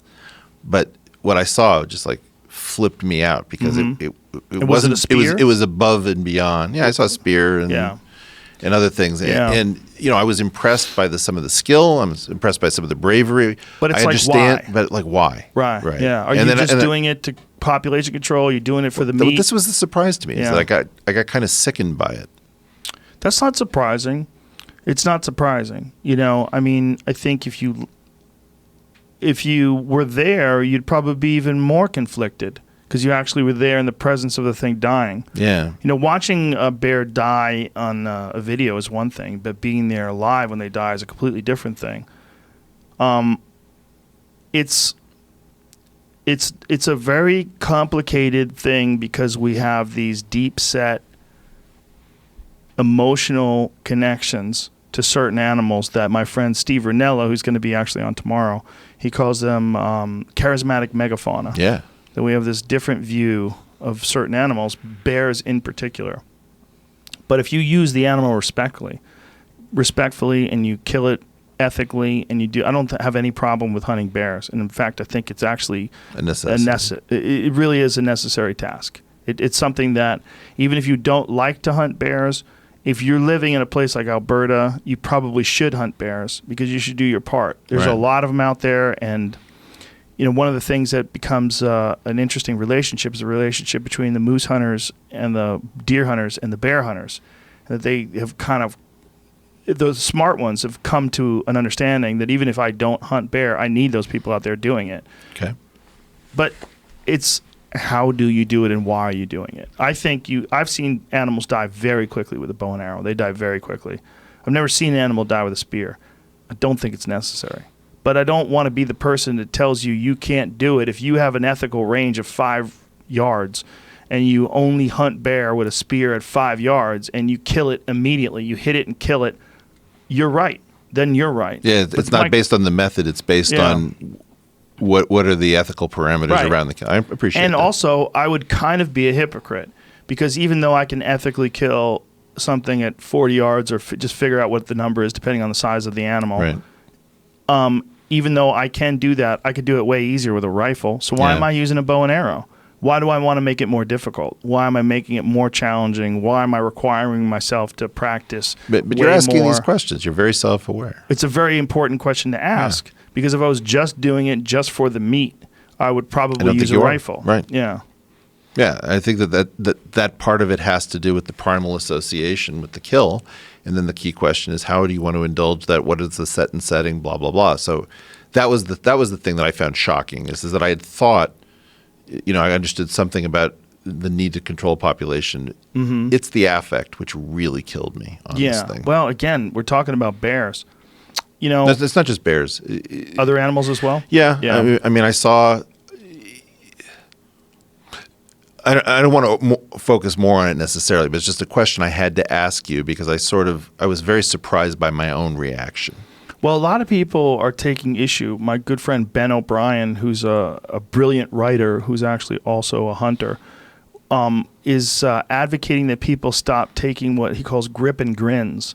What a grip and grin is, like, say, if you shot a beautiful deer, you're holding the deer up by the antlers and you're smiling. Yeah. And he's advocating that those photos are problematic because people who don't hunt look at it like you're some bloodthirsty asshole that's super happy that something died.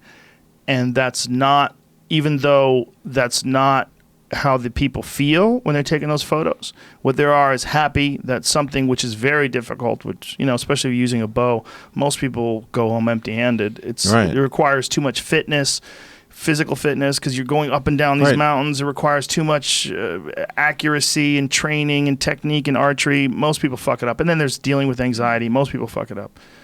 But after it's all over, there's this great feeling of elation, right? You did it. I can't believe it came together. Wow. Because it was probably not going to come together, and people get happy. Now, these are people, again, that already accept hunting. Now, if you take someone who is an animal rights activist or someone who deeply appreciates animals, and then you show them that photo, they have a completely different association with what that photo means. What that photo means is here's an asshole who's a trophy hunter who shot this thing. Let me get my thing out. I don't know any species that celebrates a kill for food with glee.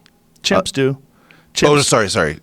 You're right. Yeah. When they kill a monkey, they get pretty happy. Well, then they do it socially, and then they share it, through altruism. They scream at each other. Yeah. So but us. chimps are my least favorite species almost of all. They're horrible. So terrifying. They're the worst. Yeah. They're terrifying little fuckers. So where do you think we are on the political front? We haven't even touched that. I think it's right the same way as bow hunting versus spears and rifles. It's all this world's messy, all these things are messy. Do you see a way in which this political epic comes to an end?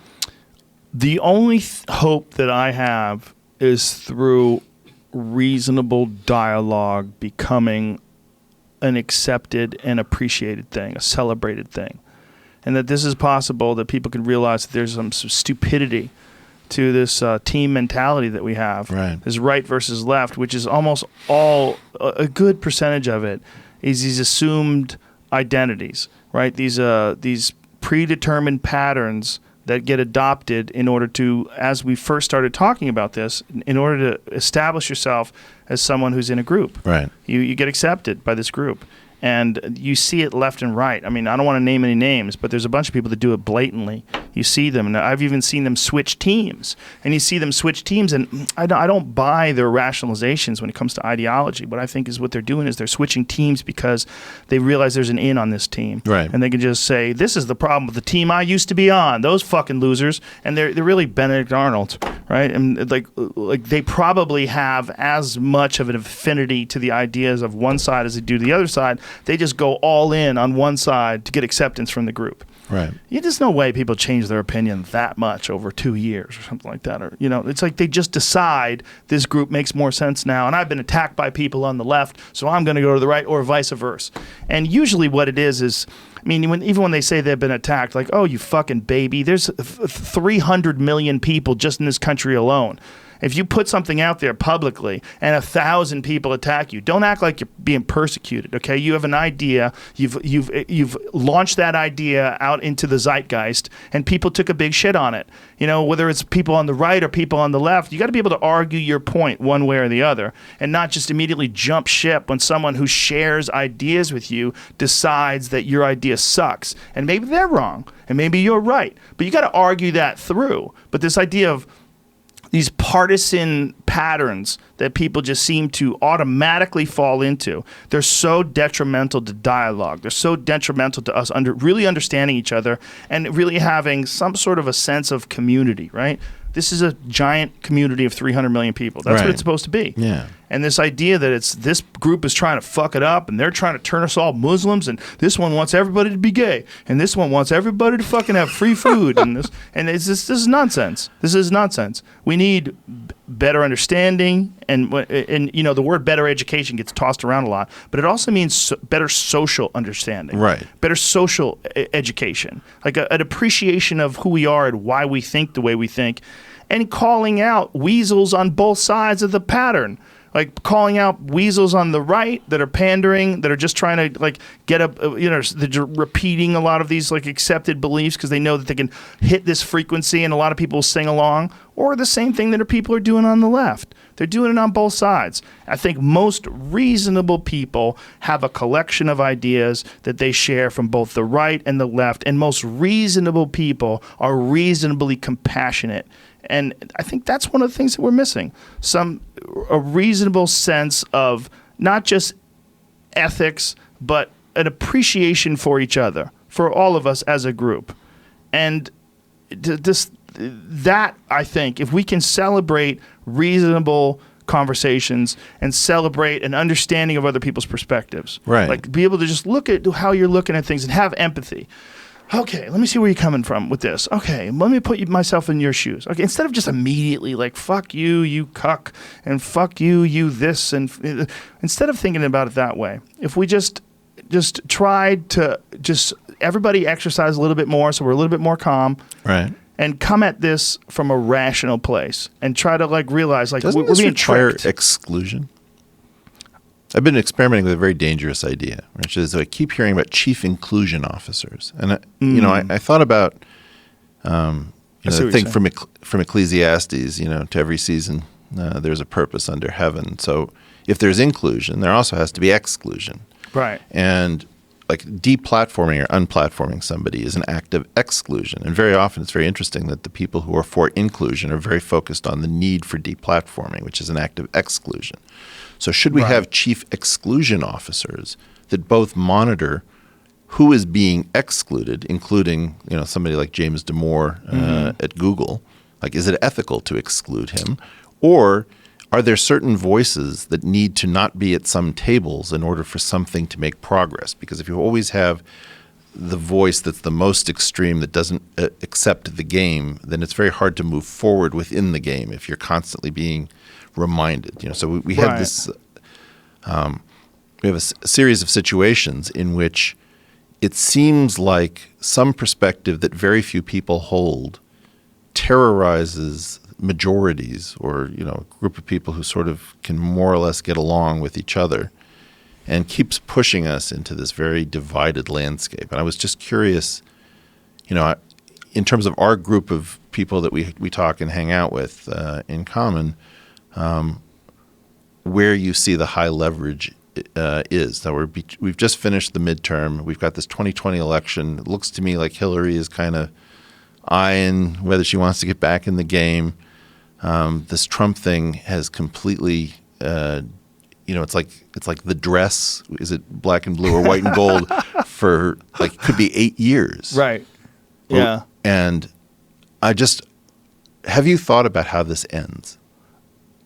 Well, I would never be so presumptuous to think that I have any idea how this ends. Okay. I've proposed various scenarios to myself, and I don't like any of them. I don't like where it's going, because what I worry about, and this is also, again, hypocritical, because I think it probably should burn down and be rebuilt from the ruins. We're not going to get such a clean thing again. It's not going to be clean. I know. No, this isn't very clean either, though, honestly. If that guy won, it's not clean. I mean, if this is, he loves Putin, you know, this ain't clean. You know, the whole thing is weird. It's the bankers having the amount of influence they have, the fact that there's 2 lobbyists. What is it? What's the number? Like 2 lobbyists to every member of Congress, or 2 lobbyists to every senator? From the pharmaceutical industry, by the way. The number of people that have influence over the way our laws are shaped, it's so fucking bananas right now, right? So off the rails. Is that what it is? 12? What? I didn't type in specifically, but there's 23 registered lobbyists for every member of. No, I think from the pharmaceutical industry they were saying. Not 20, just I think it's 2 for every member of Congress in the pharmaceutical industry. Yeah, the question that you started out with, like deplatforming people, I think we're impatient. And I think we really want to make sure that this vetting of ideas happens quickly, because we see the answer. We see the solution. We see that this is incorrect, and we see these people that think the world is flat are idiots, and we think that these people that think this and think that, we think they're all wrong, and so we want to stop them from talking. But that doesn't work. It just works for now. It oftentimes feeds those ideas. And it also you have to question, like, why are you so sure? Why are you so sure that you're correct? That you don't just want your side to be heard exclusively. You want to silence these other people's ability to participate in this argument, even if they're totally wrong.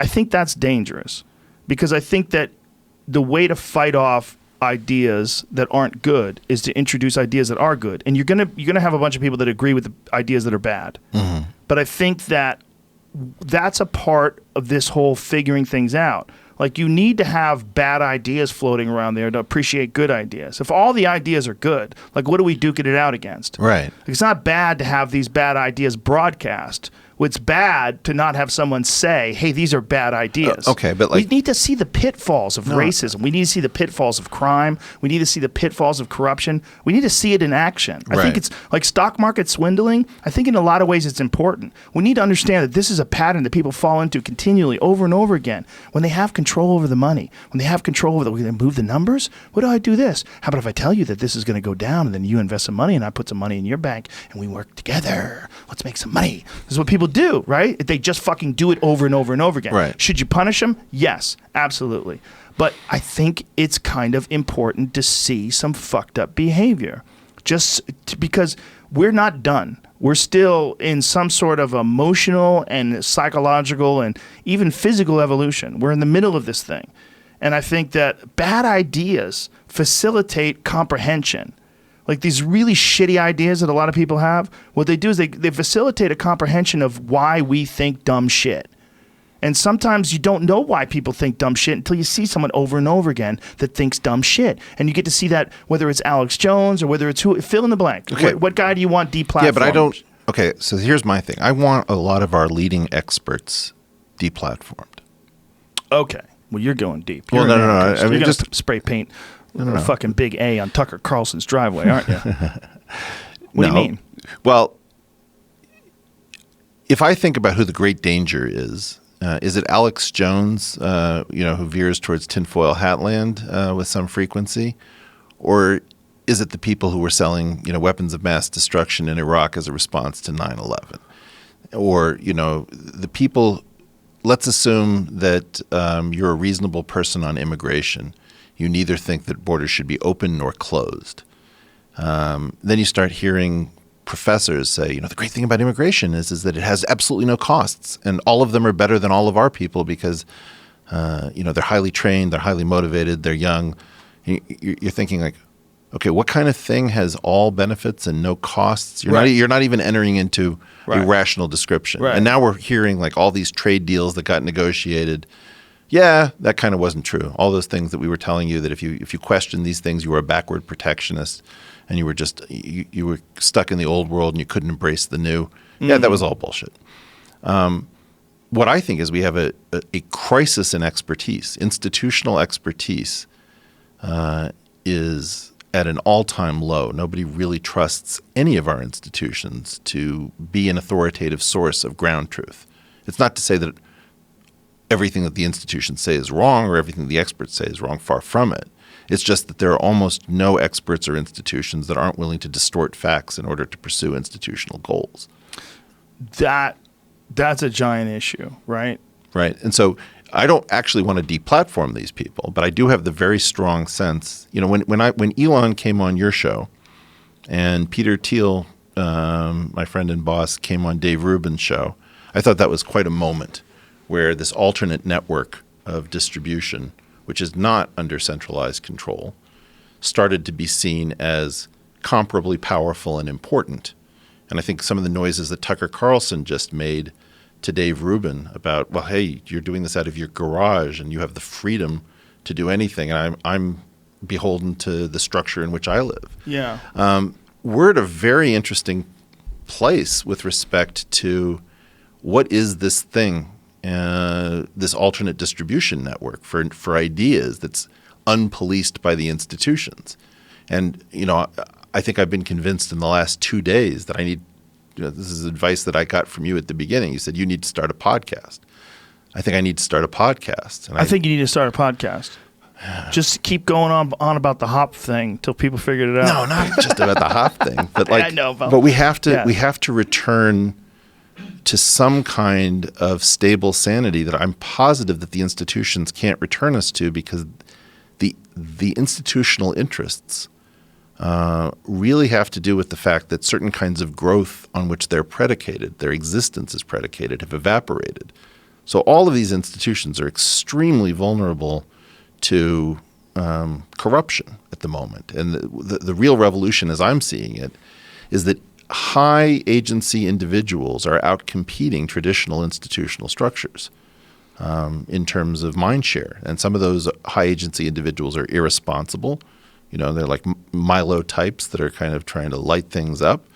And some of them are extremely responsible. And some of them we'll do a few irresponsible things, but we'll self-correct. And this new world that is being born is a huge check on the institutions, but it's still largely separate. Like, am I right that you don't do a lot of network television? I don't do any Yeah. anymore, but I used to. I mean, that's how I became famous in the first place. Right. But yeah, I don't do it anymore. But it's also because there's nothing fun out there like this. Like, there's no place for this. Right. Other than this. This is the only place you could do this. But isn't it interesting to you that we still have not, like, Jordan had to be dealt with by the mainstream because the book was too big. His effect was too large. I think his effect on the internet is bigger than the book. I think the YouTube videos and the debates that he has, the one that I was telling you, the recent one, the interview with GQ. So interesting. It's really good. The woman's very smart, but she gets trounced. And it's because he's been in the trenches with this stuff for a long time. I mean, he's fighting a very strange fight of dialogue and of interpretation and of discussion and the freedom of intellectual sovereignty. There's a lot of people that want you to think a very certain way and use certain words and say certain things. And it doesn't matter whether or not you are in fact racist or sexist or homophobic or whatever. There's a weird battle of control going on. That it's a heart of it as much as it is a battle of inclusion and diversity and strengthening our overall progressive mindset. There's a little bit of that too. But there's also an undeniable game that's being played. And people want to win. There's scores that are being scored. There's points on the board. They're throwing in new agents. They have teams going at it. And whenever Jordan goes on one of these conversations, these video interviews, and there's a feminist and Jordan Peterson, like, there's a fucking game going on. We're watching a soccer match. We're watching a wrestling match. This is jiu-jitsu. They're playing intellectual jiu-jitsu. And Jordan's really good at tapping people. He's really good at it. And they're getting pissed. They keep sending in new chicks. They sent in that Kathy Newman lady. And she's like, so what you're saying is, that didn't work either. She just got devastated. She got rocked. And this is what's happening over and over and over again. Because whether you appreciate what he's saying or not, he has some facts that are undeniable. He has some positions that are based on a rich understanding of history and of Marxism and of communism and of a lot of the problems with people with compelled thoughts. If you're compelling people to behave a certain way, compelling people to talk a certain way, and we're not talking about compelling people to not commit crimes or violence. We're talking about weird things like compelled pronouns. And so if I take your analogy, because you brought it up, that he's like doing jiu-jitsu. Yes. So in some previous era, and I thought your description of the early days of MMA was fascinating, that we just didn't know what fighting was. So we didn't know who would win or what systems worked. And if you think about the mainstream media is like Aikido. It's some system that maybe has some validity in some very rarefied context, and it comes into general purpose fighting systems, and it's dismantled very quickly. So now we have this weird situation that we've got this new world of kind of rule-laden, anything-goes discussions, more or less. And the mainstream world doesn't want, like, the Aikido world doesn't want to acknowledge that this weird UFC-type thing is happening. How long does that go on for? It goes on for as long as it takes. And this is similar to, I think, what's happening intellectually. And this is one of the reasons why I don't think you should stop people from expressing these bad ideas. It's one thing for stopping people to say, hey, we need to kill black people. Stopping people to say, we need to kill white people. We need to kill fill in the blank, whatever the group is. Yeah, that's different. You're clearly stepping outside of the realm of civilization and into war and violence. And we could all collectively decide, and we should all collectively decide. We should have ethics together, like whether it's right or left or in the middle. We should all decide, hey, you can't do that, because what you're doing is you're calling for violence against someone who's not committing any violence. Can I pause you right there? Because I think there's a really interesting point. Okay. Let's assume that we know that behavior needs to be down-regulated in some way. You can try to silence the person, where we just physically duct tape them so they can't say anything. Right. We put them in jail. We don't give them access to the media, et cetera, et cetera. Or we can shame them, or we can kind of take them aside. At what layer of this sort of communication stack It's a very good question. because I think one of the things that we haven't done is to positively say, we agree with you that this speech is offensive and it is potentially dangerous, but we think it should be downregulated differently than the deplatforming option. Well, the deplatforming option, the real issue is there's only a few different avenues for these people to express themselves publicly. Okay. Right? And the argument that's really strange is, should these be regulated like a utility? Or should they be thought of as private businesses get to decide what's on their channel, essentially? Like, it's almost like a private NBC that everyone can broadcast on. What if it's none of the above? What if the problem is we're trying to pretend, is it like a dinner party? Is it the public square? Is it a utility? And it's none of these things. I think these ideas, what I was discussing, that like there's a reason why good ideas and bad ideas should go to war, is the same reason why, even though I kind of knew that most Kung Fu was bullshit before the UFC, right, I want those guys to get in there and try. Oh, you got some death touch? Hey, come on in. I want to introduce you to a guy. You know, this is his name's Cain Velasquez, and you're gonna try your death touch, and he's just gonna wrestle you to the ground and beat your fucking brains in. Okay? Right. But that's not gonna happen because you know death touch. Good luck, and you let him duke it out, and that is the battlefield of ideas. But it is a little. No. But when you deplatform people, that's when it's not happening. I agree with you. But what I'm trying to get at is that it is I hadn't really thought about it. The extent to which Jordan is the only one of us that they've really gone after like this. Well, he's, first of all, he became famous from this, right? This is the battle was how he emerged. He emerged from this battle over the use of compelled pronouns for various genders, like the Very 28, to Brett's 78 situation. different genders. Similar, but not. Okay. The difference is Brett's position. He comes from a different place. The way they were going at him was so much more unreasonable. They were saying right away that what he has to do is leave work because he's white. They were basically saying a racist thing, and everyone universally acknowledges as racist except for these super lefties who thought that it made sense because in their mind, every white person is somehow or another guilty of at the very least, using your privilege to advance in the world at to the negative impact of people of color and people of other ethnicities.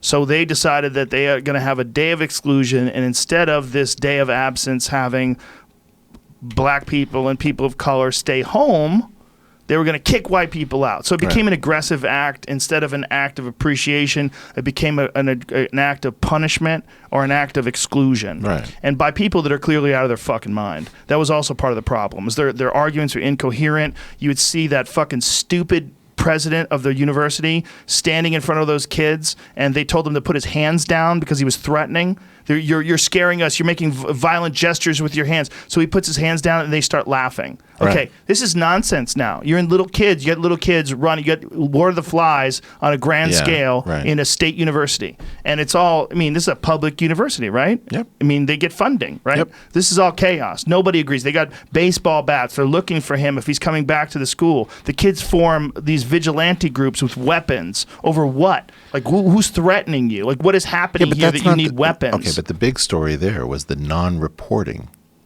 What do you mean? Well, the New York Times, Washington Post, all of these major organs, NPR. They didn't report. They didn't want to touch the story. Well, this is my big theory here is that every outfit that has a grand narrative cannot report the news that goes counter narrative.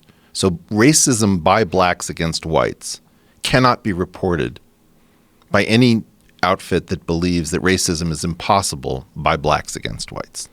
That's such a preposterous position. The idea that racism is exclusive to any group. Well, but the redefinition of that term. The redefinition can suck a fat dick. It's a stupid redefinition. Well, that's true.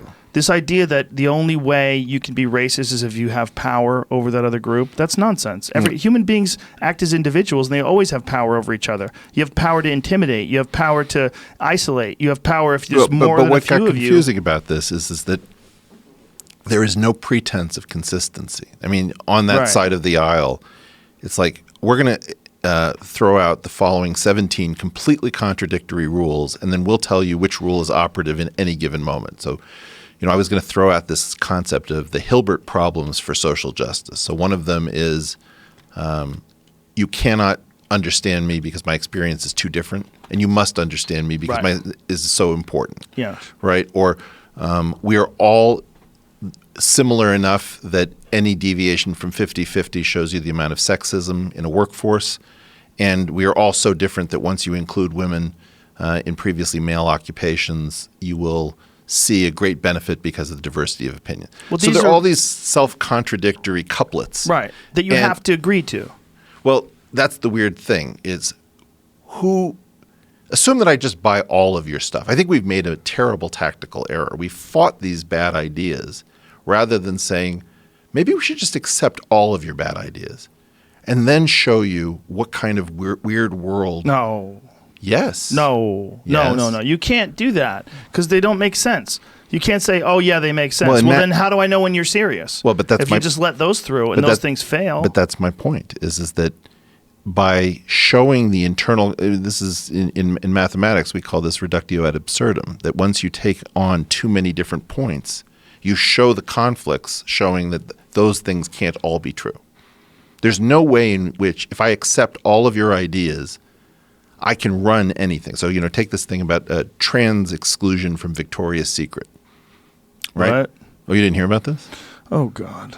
So the idea is that the Victoria's Secret lingerie division head had to step down where there was this scandal in the background that somebody had said, we don't actually want trans people walking the Victoria's Secret runway.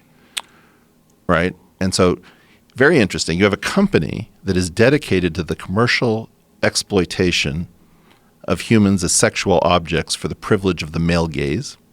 And now you're angry that it doesn't include trans into that exploited class. So just without getting into whether this makes like good economic sense or anything, there's just the issue of self-contradiction. But isn't that a reductionist view of what Victoria's Secrets is? Isn't it possible that a woman can feel empowered and sexy if she's wearing lingerie, and it's not just to the exploiting of the male gaze, that it just that she appreciates looking attractive? Wonderful. So take that on. That's okay, right? Right, exactly. So the idea is that you're both going to say that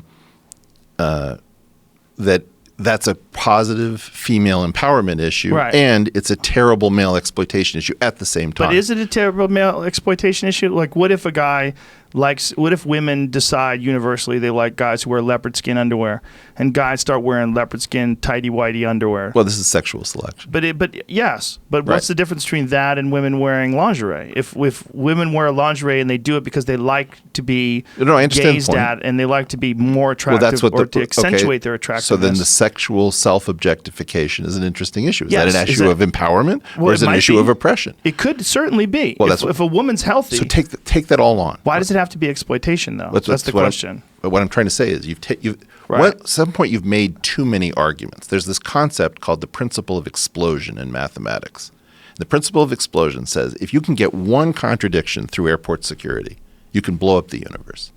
That as soon as you allow a single contradiction in the unity of knowledge, everything can be proven. Right. So everything becomes meaningless.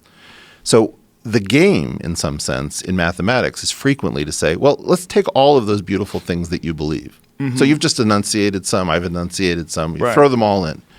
Instead of saying what's true and what isn't true, you say, are these compatible? And these ideas are clearly incompatible. So, for example, one of the tricks that I use is to look at advertising for women, to women, and what phrases get used. So if you use the phrase turn heads this summer, in quotes, and put it into a search engine, you'll find all sorts of revealing outfits that are intended to court the male gaze. You say, well, maybe that's not really the male gaze. So then you put in a phrase like, make him drool. And that will be used to market to women. And so this issue about, can we at least get to a point where we're talking about the internal contradictions of your position? Like, I don't even want to get into what my position is. The first thing that's scaring me is that you've said so many things so strongly and so dogmatically. And this doesn't have to be about gender. It could be about race. It could be about class.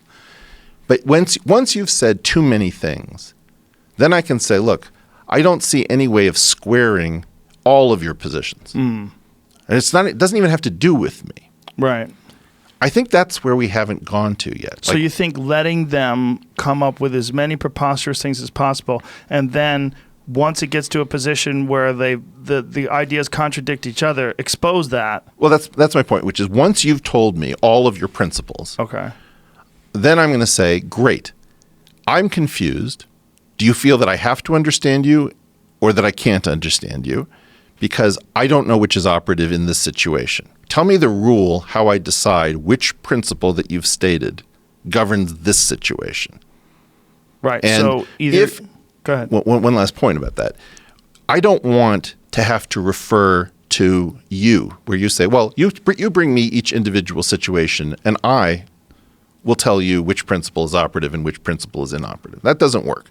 I want you to list your principles and list your mechanisms for resolving the conflicts within your principles. And then once you've done that, we can actually evaluate what you're saying.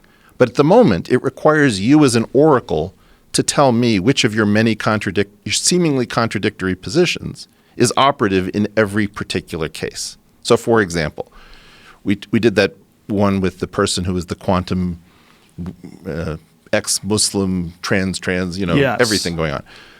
Which is operative? The person with maculophobia, which is an extremely rare psychological condition, or the person who appears to be deep into some some radical self-actualization principle. They're even. The person who wears that crazy makeup should be able to wear whatever they want. There's nothing wrong with it. You should be able to dress like Paul Stanley from Kiss if that's your thing. Assume that that's true. But what if, for example, as a heterosexual male, you don't want to watch the crying game at the Victoria's Secret runway show? Do you really think that, wait a minute, do you really think that Victoria's Secret's runway show is for the heterosexual male? In some sense, yes. What guys? You ever watch the Victoria's Secret's fashion show? That's what the guy said. He said it was a fantasy. That's what he's branding it as. Save it. No. I mean, there's something between... A fantasy of Victoria's Secret. The senior executive recently told Vogue that trans models don't belong in the fantasy of Victoria's Secret's fashion show. Well, that's on him.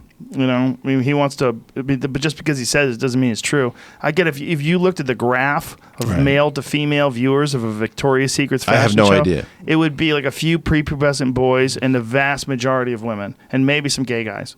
But that's it. Is that right? It's got to be. Who the fuck is sitting around? It's on in an hour. What are you doing? Oh, we're getting some popcorn ready for the Victoria's Secret's fashion show. Doug's coming over and Mike, and we're going to drool at the TV. The fuck out of here. There's porn, and then there's everything else.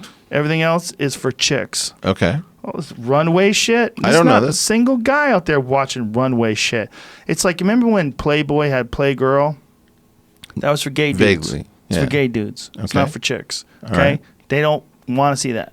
And we don't want to see runways. We're not here for runways. We get bored easy. Bunch of chicks walking around in their underwear. Yeah, okay. actually, I think you're calling it very... You may be right about who the audience is. I have no idea on the demographics. I've never watched one of these in my life. But it's not the case that I believe that the male gaze is nowhere to be found here, because it's a very weird thing that the female is largely buying an amplifier for something that is supposed to excite a male. But it's a little bit, to me, like the female is the magician buying magic supplies at a store for the audience, right? Sure. That's a good way of looking at it. I don't think the male gaze is absent. I just don't buy his interpretation of that it's a fantasy for men that's ruined with trans men or trans women. I don't have a dog in that fight. It seems silly. It's like if you don't want transgender people to be in there, you just have to say you can't say it ruins the fantasy.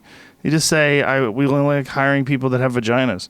I don't know. Do whatever you want. Like you could, like there's certain jobs. If you go to Chippendales, like are trans women showing up at trans men? Are they at Chippendales? Where they're just smooth down there because they don't have a dick, but they're all jacked and they look like a man. Is this what women want to see? And are they transphobic if they don't want to see that? Right. If women go to one of those all male review shows and it's all trans men, but they're heterosexual and they're not really into trans men, are they all transphobic? So what I'm trying to get at is there's a hierarchy. Like I'm not that interested in the particulars of Victoria's Secret's profitability and what their statements are. Right. What I'm more interested in is you've enunciated there's so many different principles at work here as to what should govern in a conflict. Right. That you won't tell me, well, okay, when these two beautiful things that you've said actually lie in conflict, how do you resolve the conflicts? And it seems to be, well, why don't you consult us on every single one of these and we'll tell you case by case. Right. And that can't work because what I want to know is I don't want to appoint you as an oracle. I want you to state what your positions are. I want you to state how you harmonize them. And then we're having a conversation. But as long as I have to keep going to you and your crazy definitions and this is operative on alternate Tuesdays, then it doesn't work. And I completely see your point. However, you can't give ground. You can't give ground to nonsense because that ground is never getting back. You're never getting it back. If you allow them to establish certain ridiculous principles and rules that are contradictory to each other, they'll come up with a reason why they make sense. No, you don't allow them to put it into the workforce. You say, look, before we put it into the workforce, let's just understand the 17 different things that you've said are absolutes. Well, you're basically doing then what Jordan does in every single one of these debates. You're letting people lay out their idea, and then you shoot them down, and you decide what's logical and what's illogical. Right. I think that's the UFC of ideas. Right. And this is why it's important to let these shitty ideas into the match. Okay, why do we still have so much caught up in the Aikido League and the Kung Fu League? Because it sounds good. People like the idea that you don't have to learn much. You could just go in there with a death touch and fuck people up. They don't want to think that, you have to practice for 10,000 hours. You have to sprawl and work on your leg kicks and work on your Muay Thai clinch. So maybe this public shaming is death touch. Well, debating. These, I think, honestly, and I'm not trying to blow Jordan's horn any more than I already have, but I think what he does is very important because he is one of the few that engages in these people in these very public forums, in these long-form debates where they go to war with ideas. And these are way better. They're conversations. Because he's fucking good at it. They want to chop him down. They're not picking you so much. Because I'm friendly.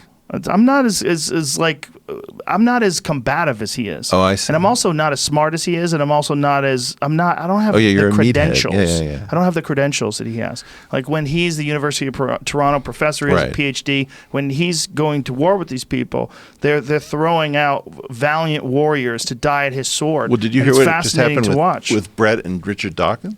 In Chicago? No, what happened? They appeared on a stage for the first time. Oh. And Did they oppose each other? Oh, yeah. Really? On religion. Oh. Well, is Dawkins now religious? No. Dawkins is staunchly in that atheist. Sort of new atheist, aggressive I panicked because I know he had a stroke. Oh, okay. Guys, you know what I'm saying? Like, I thought your brother was an atheist as well. Yeah.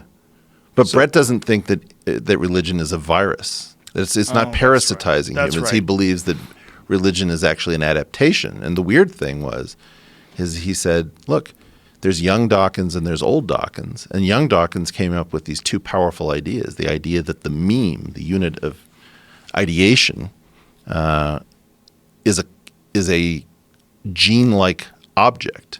He also came up with the idea of the extended phenotype. So when you talked about that ant mound that you were excavating, that ant mound is in some sense part of the ant strategy. It's so deeply tied in that you have to consider the ant mound as part of the ant system because it can't exist without that complicated underground city. Right. Right. And so what he said was, okay, if I use these two concepts, that memes are like genes and that genes can throw off a bad meme instantly. So memes have to ride on a gene and they can't parasitize it too much. And you also have this inclusive fitness, which is that maybe religions co-travel with us and allow us to outcompete those who don't have them.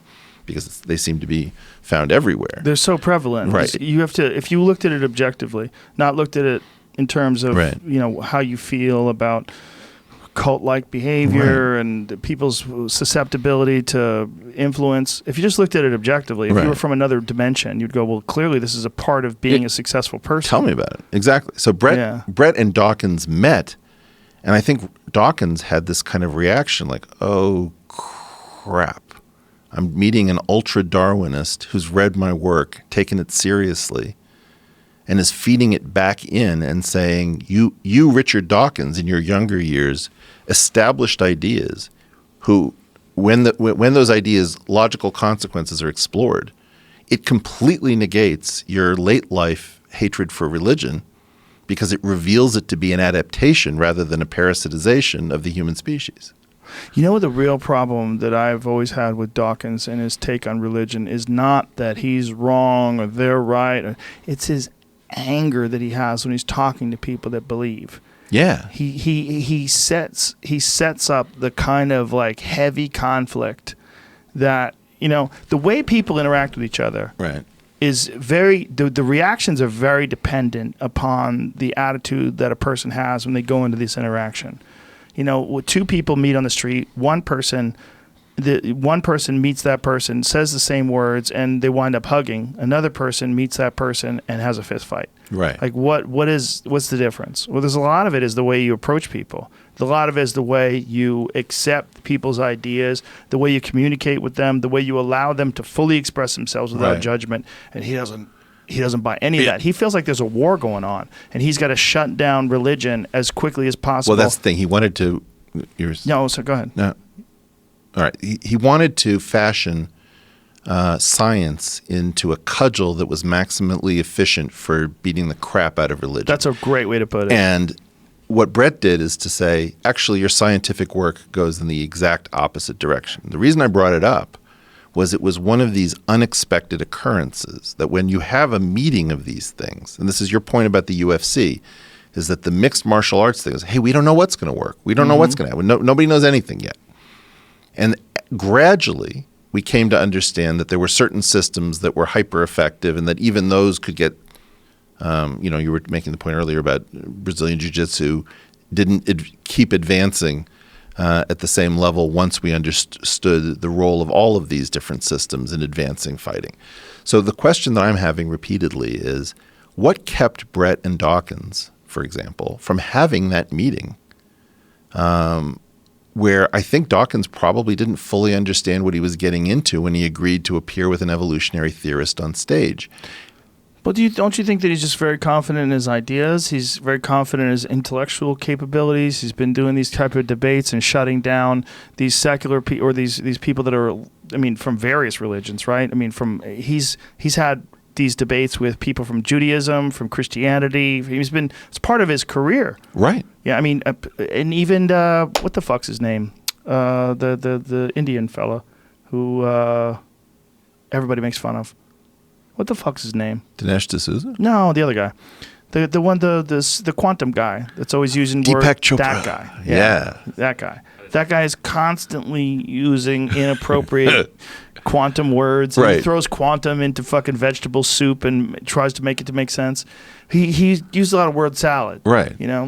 And I've seen him debate him too. There's yeah, but you like these videos of the fake martial arts guys. Yeah. And they show up for the challenge because they've actually bought it. Right. Same with Deepak. Well, this is what I'm trying to get at. Isn't it interesting that in general, the people who say, immigration is a pure good, there is no connection between Islam and terror, the only people who oppose free trade are protectionists, these people know enough not to want to trounce us. Because what they're saying is wrong, right? Mm-hmm. And they're expert enough to know that they've got a secret 5-point, exploding heart technique or something. Mm-hmm. And they know it's nonsense. And so they won't actually. I don't think they do. Well, then why don't they want in? I don't think they necessarily do actually believe that they're wrong. I do think that some of these people that are like super progressive and very committed to some of these maybe illogical positions on some of these ideas are afraid of conflict, though. And I think that's one of the reasons why they shy towards progressivism, towards socialism.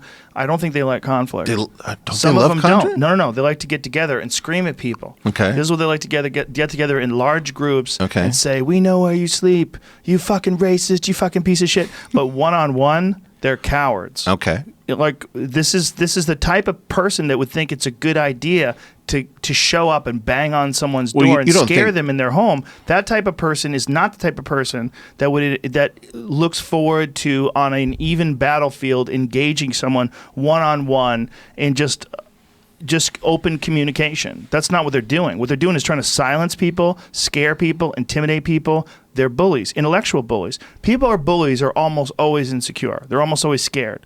So this is why there's been very few people that are jumping forward to try to go to intellectual war. But wouldn't Rachel Maddow or Linda Sarsour want in? I mean, they're pretty... Okay.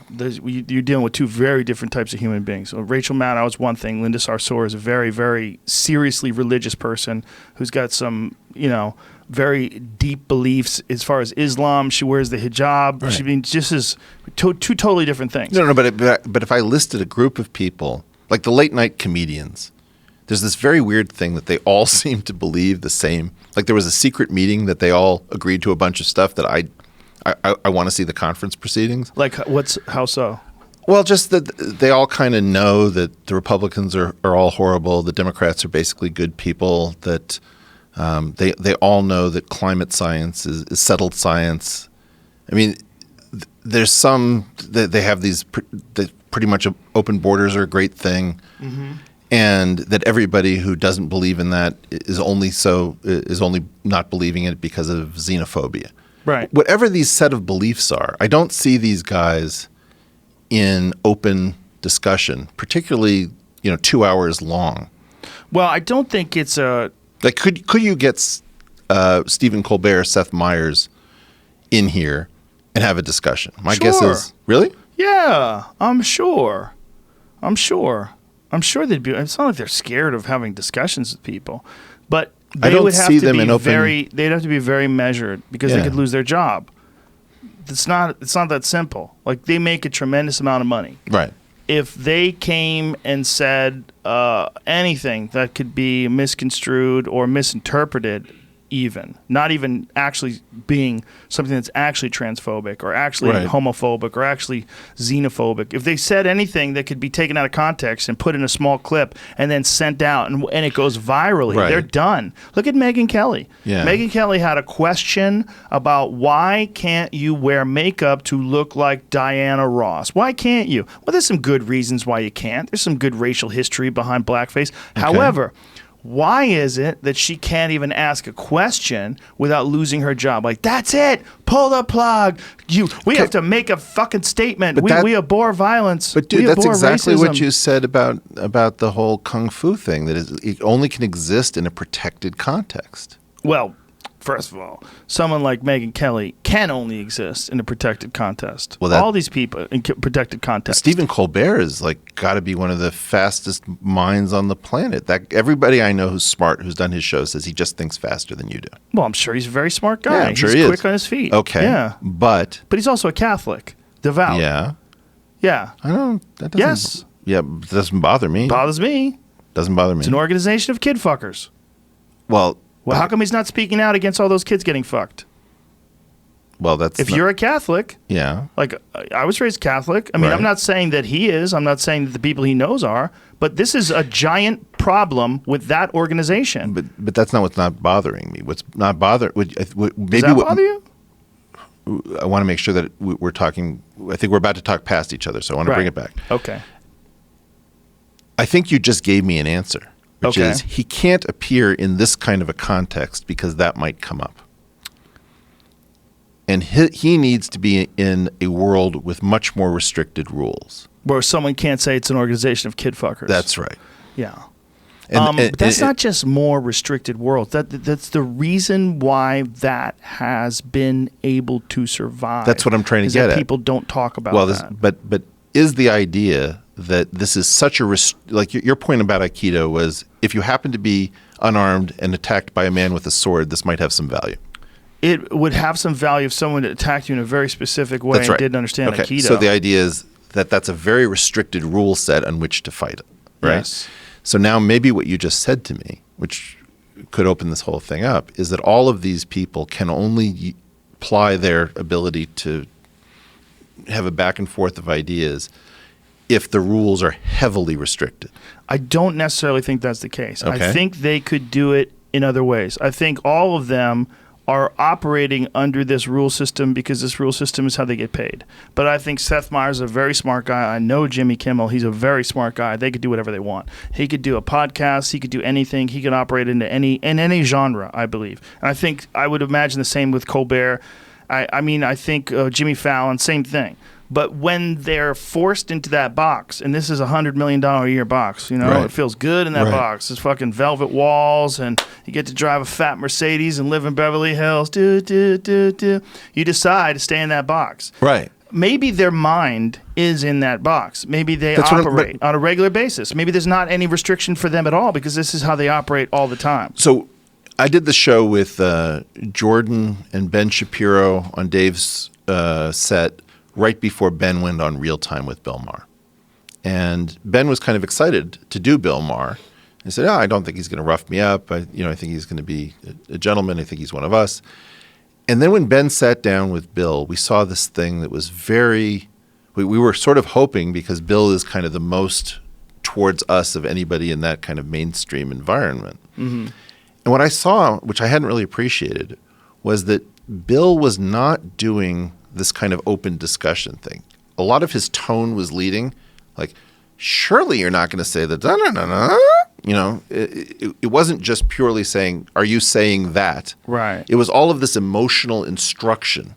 Yes. And it was clear that to me that when I saw Ben in that context, that there were only a few hours separating the two appearances, and that the characteristics of that environment, and where Bill's show is the most like this show, that it's just too different. It's not really the same ecosystem, and you couldn't have an open debate unless it cuts off after 7 minutes and the host is in control. Well, Bill doesn't have any time. This is part of the problem. In terms of, they have a very restricted format. He was doing a conversation with Steve Bannon, and he was on Sam Harris's podcast, and he was talking about it. And he said that one of the problems was he got to this point where he's like, I wanted to ask him more stuff, but I ran out of time. Right. And I heard that, and I was like, what the fuck kind of ancient system are you operating under that you run out of time? But let's take him at his word.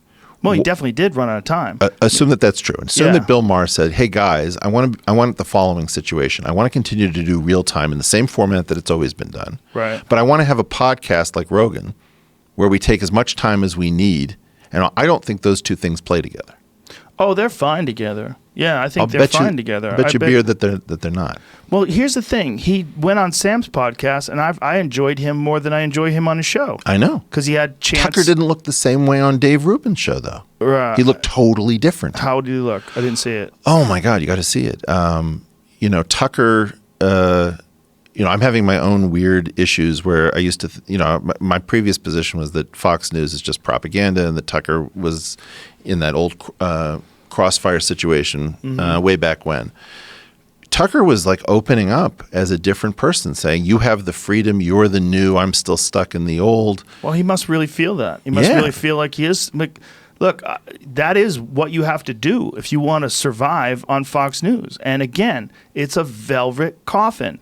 You're in there. It's beautiful. Yeah. You're getting paid shitloads of money, but you don't necessarily have the freedom to express. First of all, you don't have long form freedom. Right.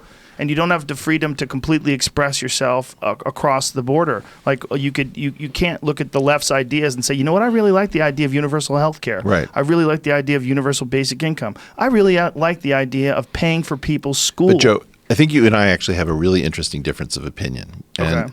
I think your opinion is there's nothing preventing you from staying in the velvet coffin and doing this style of podcast. And my guess is... No, I'm not saying that. Okay. I'm only saying that with Bill Maher. All right. I think Tucker Carlson probably can't do that. I think if Tucker Carlson left... Could Colbert do it? Yes. I don't think so. I think he could. I don't think he would, though. I think he, out of all of them, and I think he's brilliant. Don't get me wrong. And when I said he's from an organization of kid fuckers, it's not him. I mean, but he's a part of the Catholic. But you could do Seth Meyers. You could do any one of these people. They're all bright and gifted. The Catholic people. thing is a big thing. Okay. I mean, it's a big thing in terms of, first of all, the actual reality of the organization and what they've done to protect people that have molested children. It's unprecedented. Right. It's also something that I was raised in. I mean, I was Catholic. I went to Catholic school. I don't think that he wants to do that sort of wild country, open type internet show. I think he enjoys wearing a tie and doing a straight up talk show like the Johnny Carson show or the Jay Leno show, and I think he's very, very good at it. And I don't think there's anything wrong with that. I think a lot of people like that Okay, that's format, on preference, and I understand that. But I think that's him. I might be wrong. I'm just assuming. I'm I claiming think that there's a Seth drug Meyers interaction. could do different. A what? A what interaction? That if you tried to do both of these things, you would be revealed, you'd be caught between two worlds. Where if I see what you're saying. Like, I actually think that a lot of these ideas would collapse just the way Kung Fu collapsed. I think you're probably right. I think if you had two people having these conversations in long form instead of those CNN 3 windows where they're just battling it out for 6 minutes and then everybody's yelling over everybody, that is the single worst way to argue ideas. I think there's no Gracie challenge. There's not. Well, Jordan Peterson is kind of doing his own Gracie challenge. Because it's only about gender. Yeah, and he's the only one they want. Yes. Well, which is I think a puzzle. He's the Hoist Gracie of the intellectual dark web. He's the Hoist Gracie. He is. He's out there tapping wrestlers. Yeah. I mean, I think legitimately, he's worked his way past the Kung Fu people, and he's now on to like Olympic wrestlers. Like they're throwing at him. This latest woman was very good. Yeah, she's much better than that Kathy Newman lady. She didn't make any of these ridiculous straw man arguments. She came at him with her positions and her points. It was interesting. I think what you're saying is true for everybody except Bill Maher. I think Bill Maher would hold his positions in podcast form, and I think he would just have more time to expand on them, and I base this on him being on Sam Harris's show, and I found it to be very good. It was the 10th anniversary of Religulous, and he was excellent on there. I think he could do it. But I think he can say fuck you. He got in trouble for dropping an N-bomb on his show in a joking form. I mean, he's a different cat. The whole thing is very different with him. He's on HBO. Well, but when Ice Cube came to him and said, you can't do that, it was painful to me because I was positive that he had a Carlin-style attitude about that word. That's tough because in this environment, again, that's where he makes his living. He butters his bread over at HBO. And if you wanted to have a long-form conversation with that guy, even on a podcast, and he didn't have an HBO show, that's one thing. But if you do have an HBO show, you have to have a totally different attitude because you're walking a goddamn tightrope. But this is what I'm trying to get at, is that we are too dangerous in some sense to play with. Because he's asked. I've talked to. Bill and I actually went back and forth on an email about something. Yeah. I think I dropped the ball, but no, he would do anybody's podcast. I don't think that's the case. He could do his own podcast as well. I agree that he would be the one most likely to be able to do both. He could do it. Yeah, he could do it. I think all of them could do it. I think Seth Meyers could do it too. I think Jimmy Kimmel could probably do it as good or better than any of them. Jimmy absolutely could do it. I mean, the only thing that's holding him back, look, he's a man of his ideas. He's probably the least likely to alter or manipulate his ideas of anybody that's ever done one of those late night talk show hosts. He's just operating inside a format where you don't swear and you have a certain amount of time and you try to be funny and you say insightful stuff. Right. But he's a very ethical guy. And he's also a very, very smart guy. And he's also very rich. He's got a shitload of fuck you money. Right. And I think Jimmy Kimmel could do it easily. I think a lot of people could do it easily. And I think they're going to have to. I think some point along the line, they're going to realize that the restrictions that they're operating under, unless they really enjoy that format, I don't think those formats are going to be there that long. I think those formats are a lot like sitcoms. Like they're slowly starting to vanish.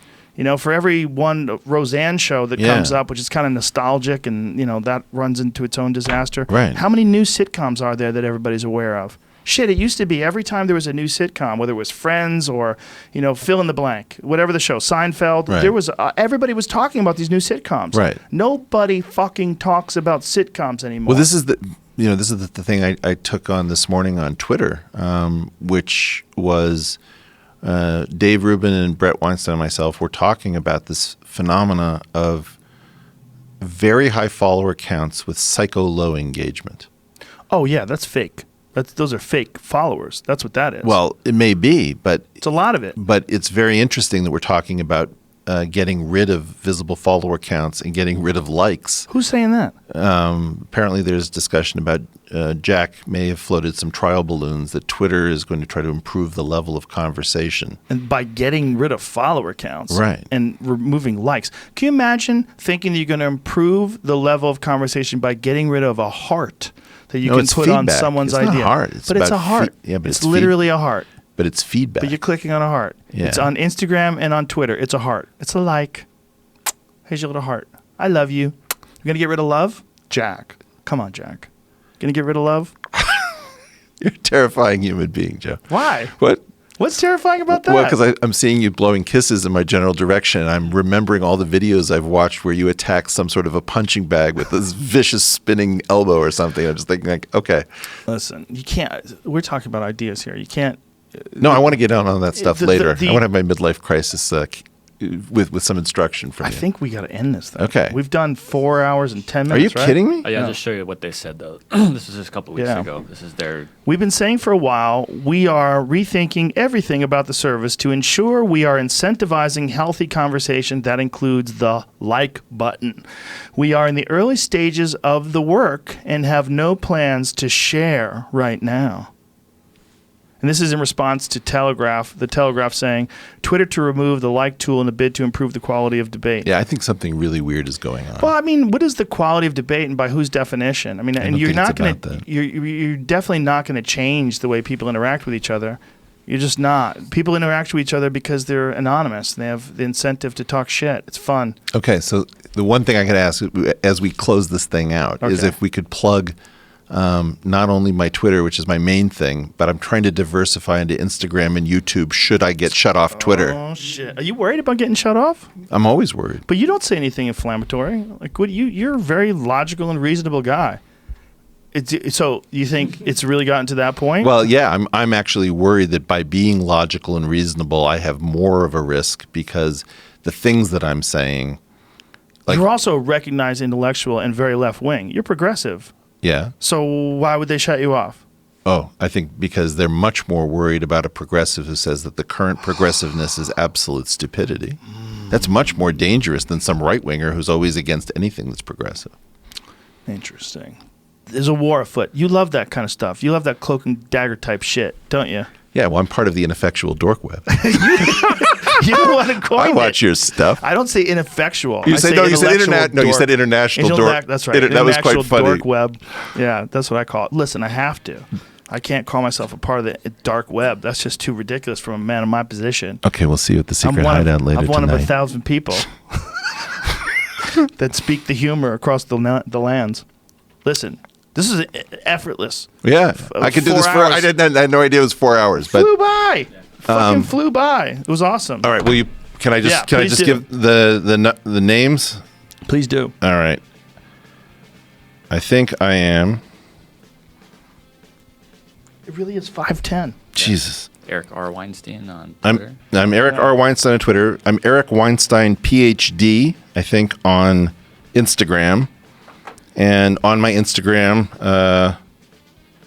I linked you on the Instagram. Okay, so I'm Eric R. Weinstein on Instagram, and I'm on YouTube, Eric Weinstein PhD. Yeah, and if you can't find his Instagram, I linked it on my Instagram. All right. Joe, thanks for having me, buddy. Thank you, my friend. Lots of fun. All right, bye, you fucks. Dude.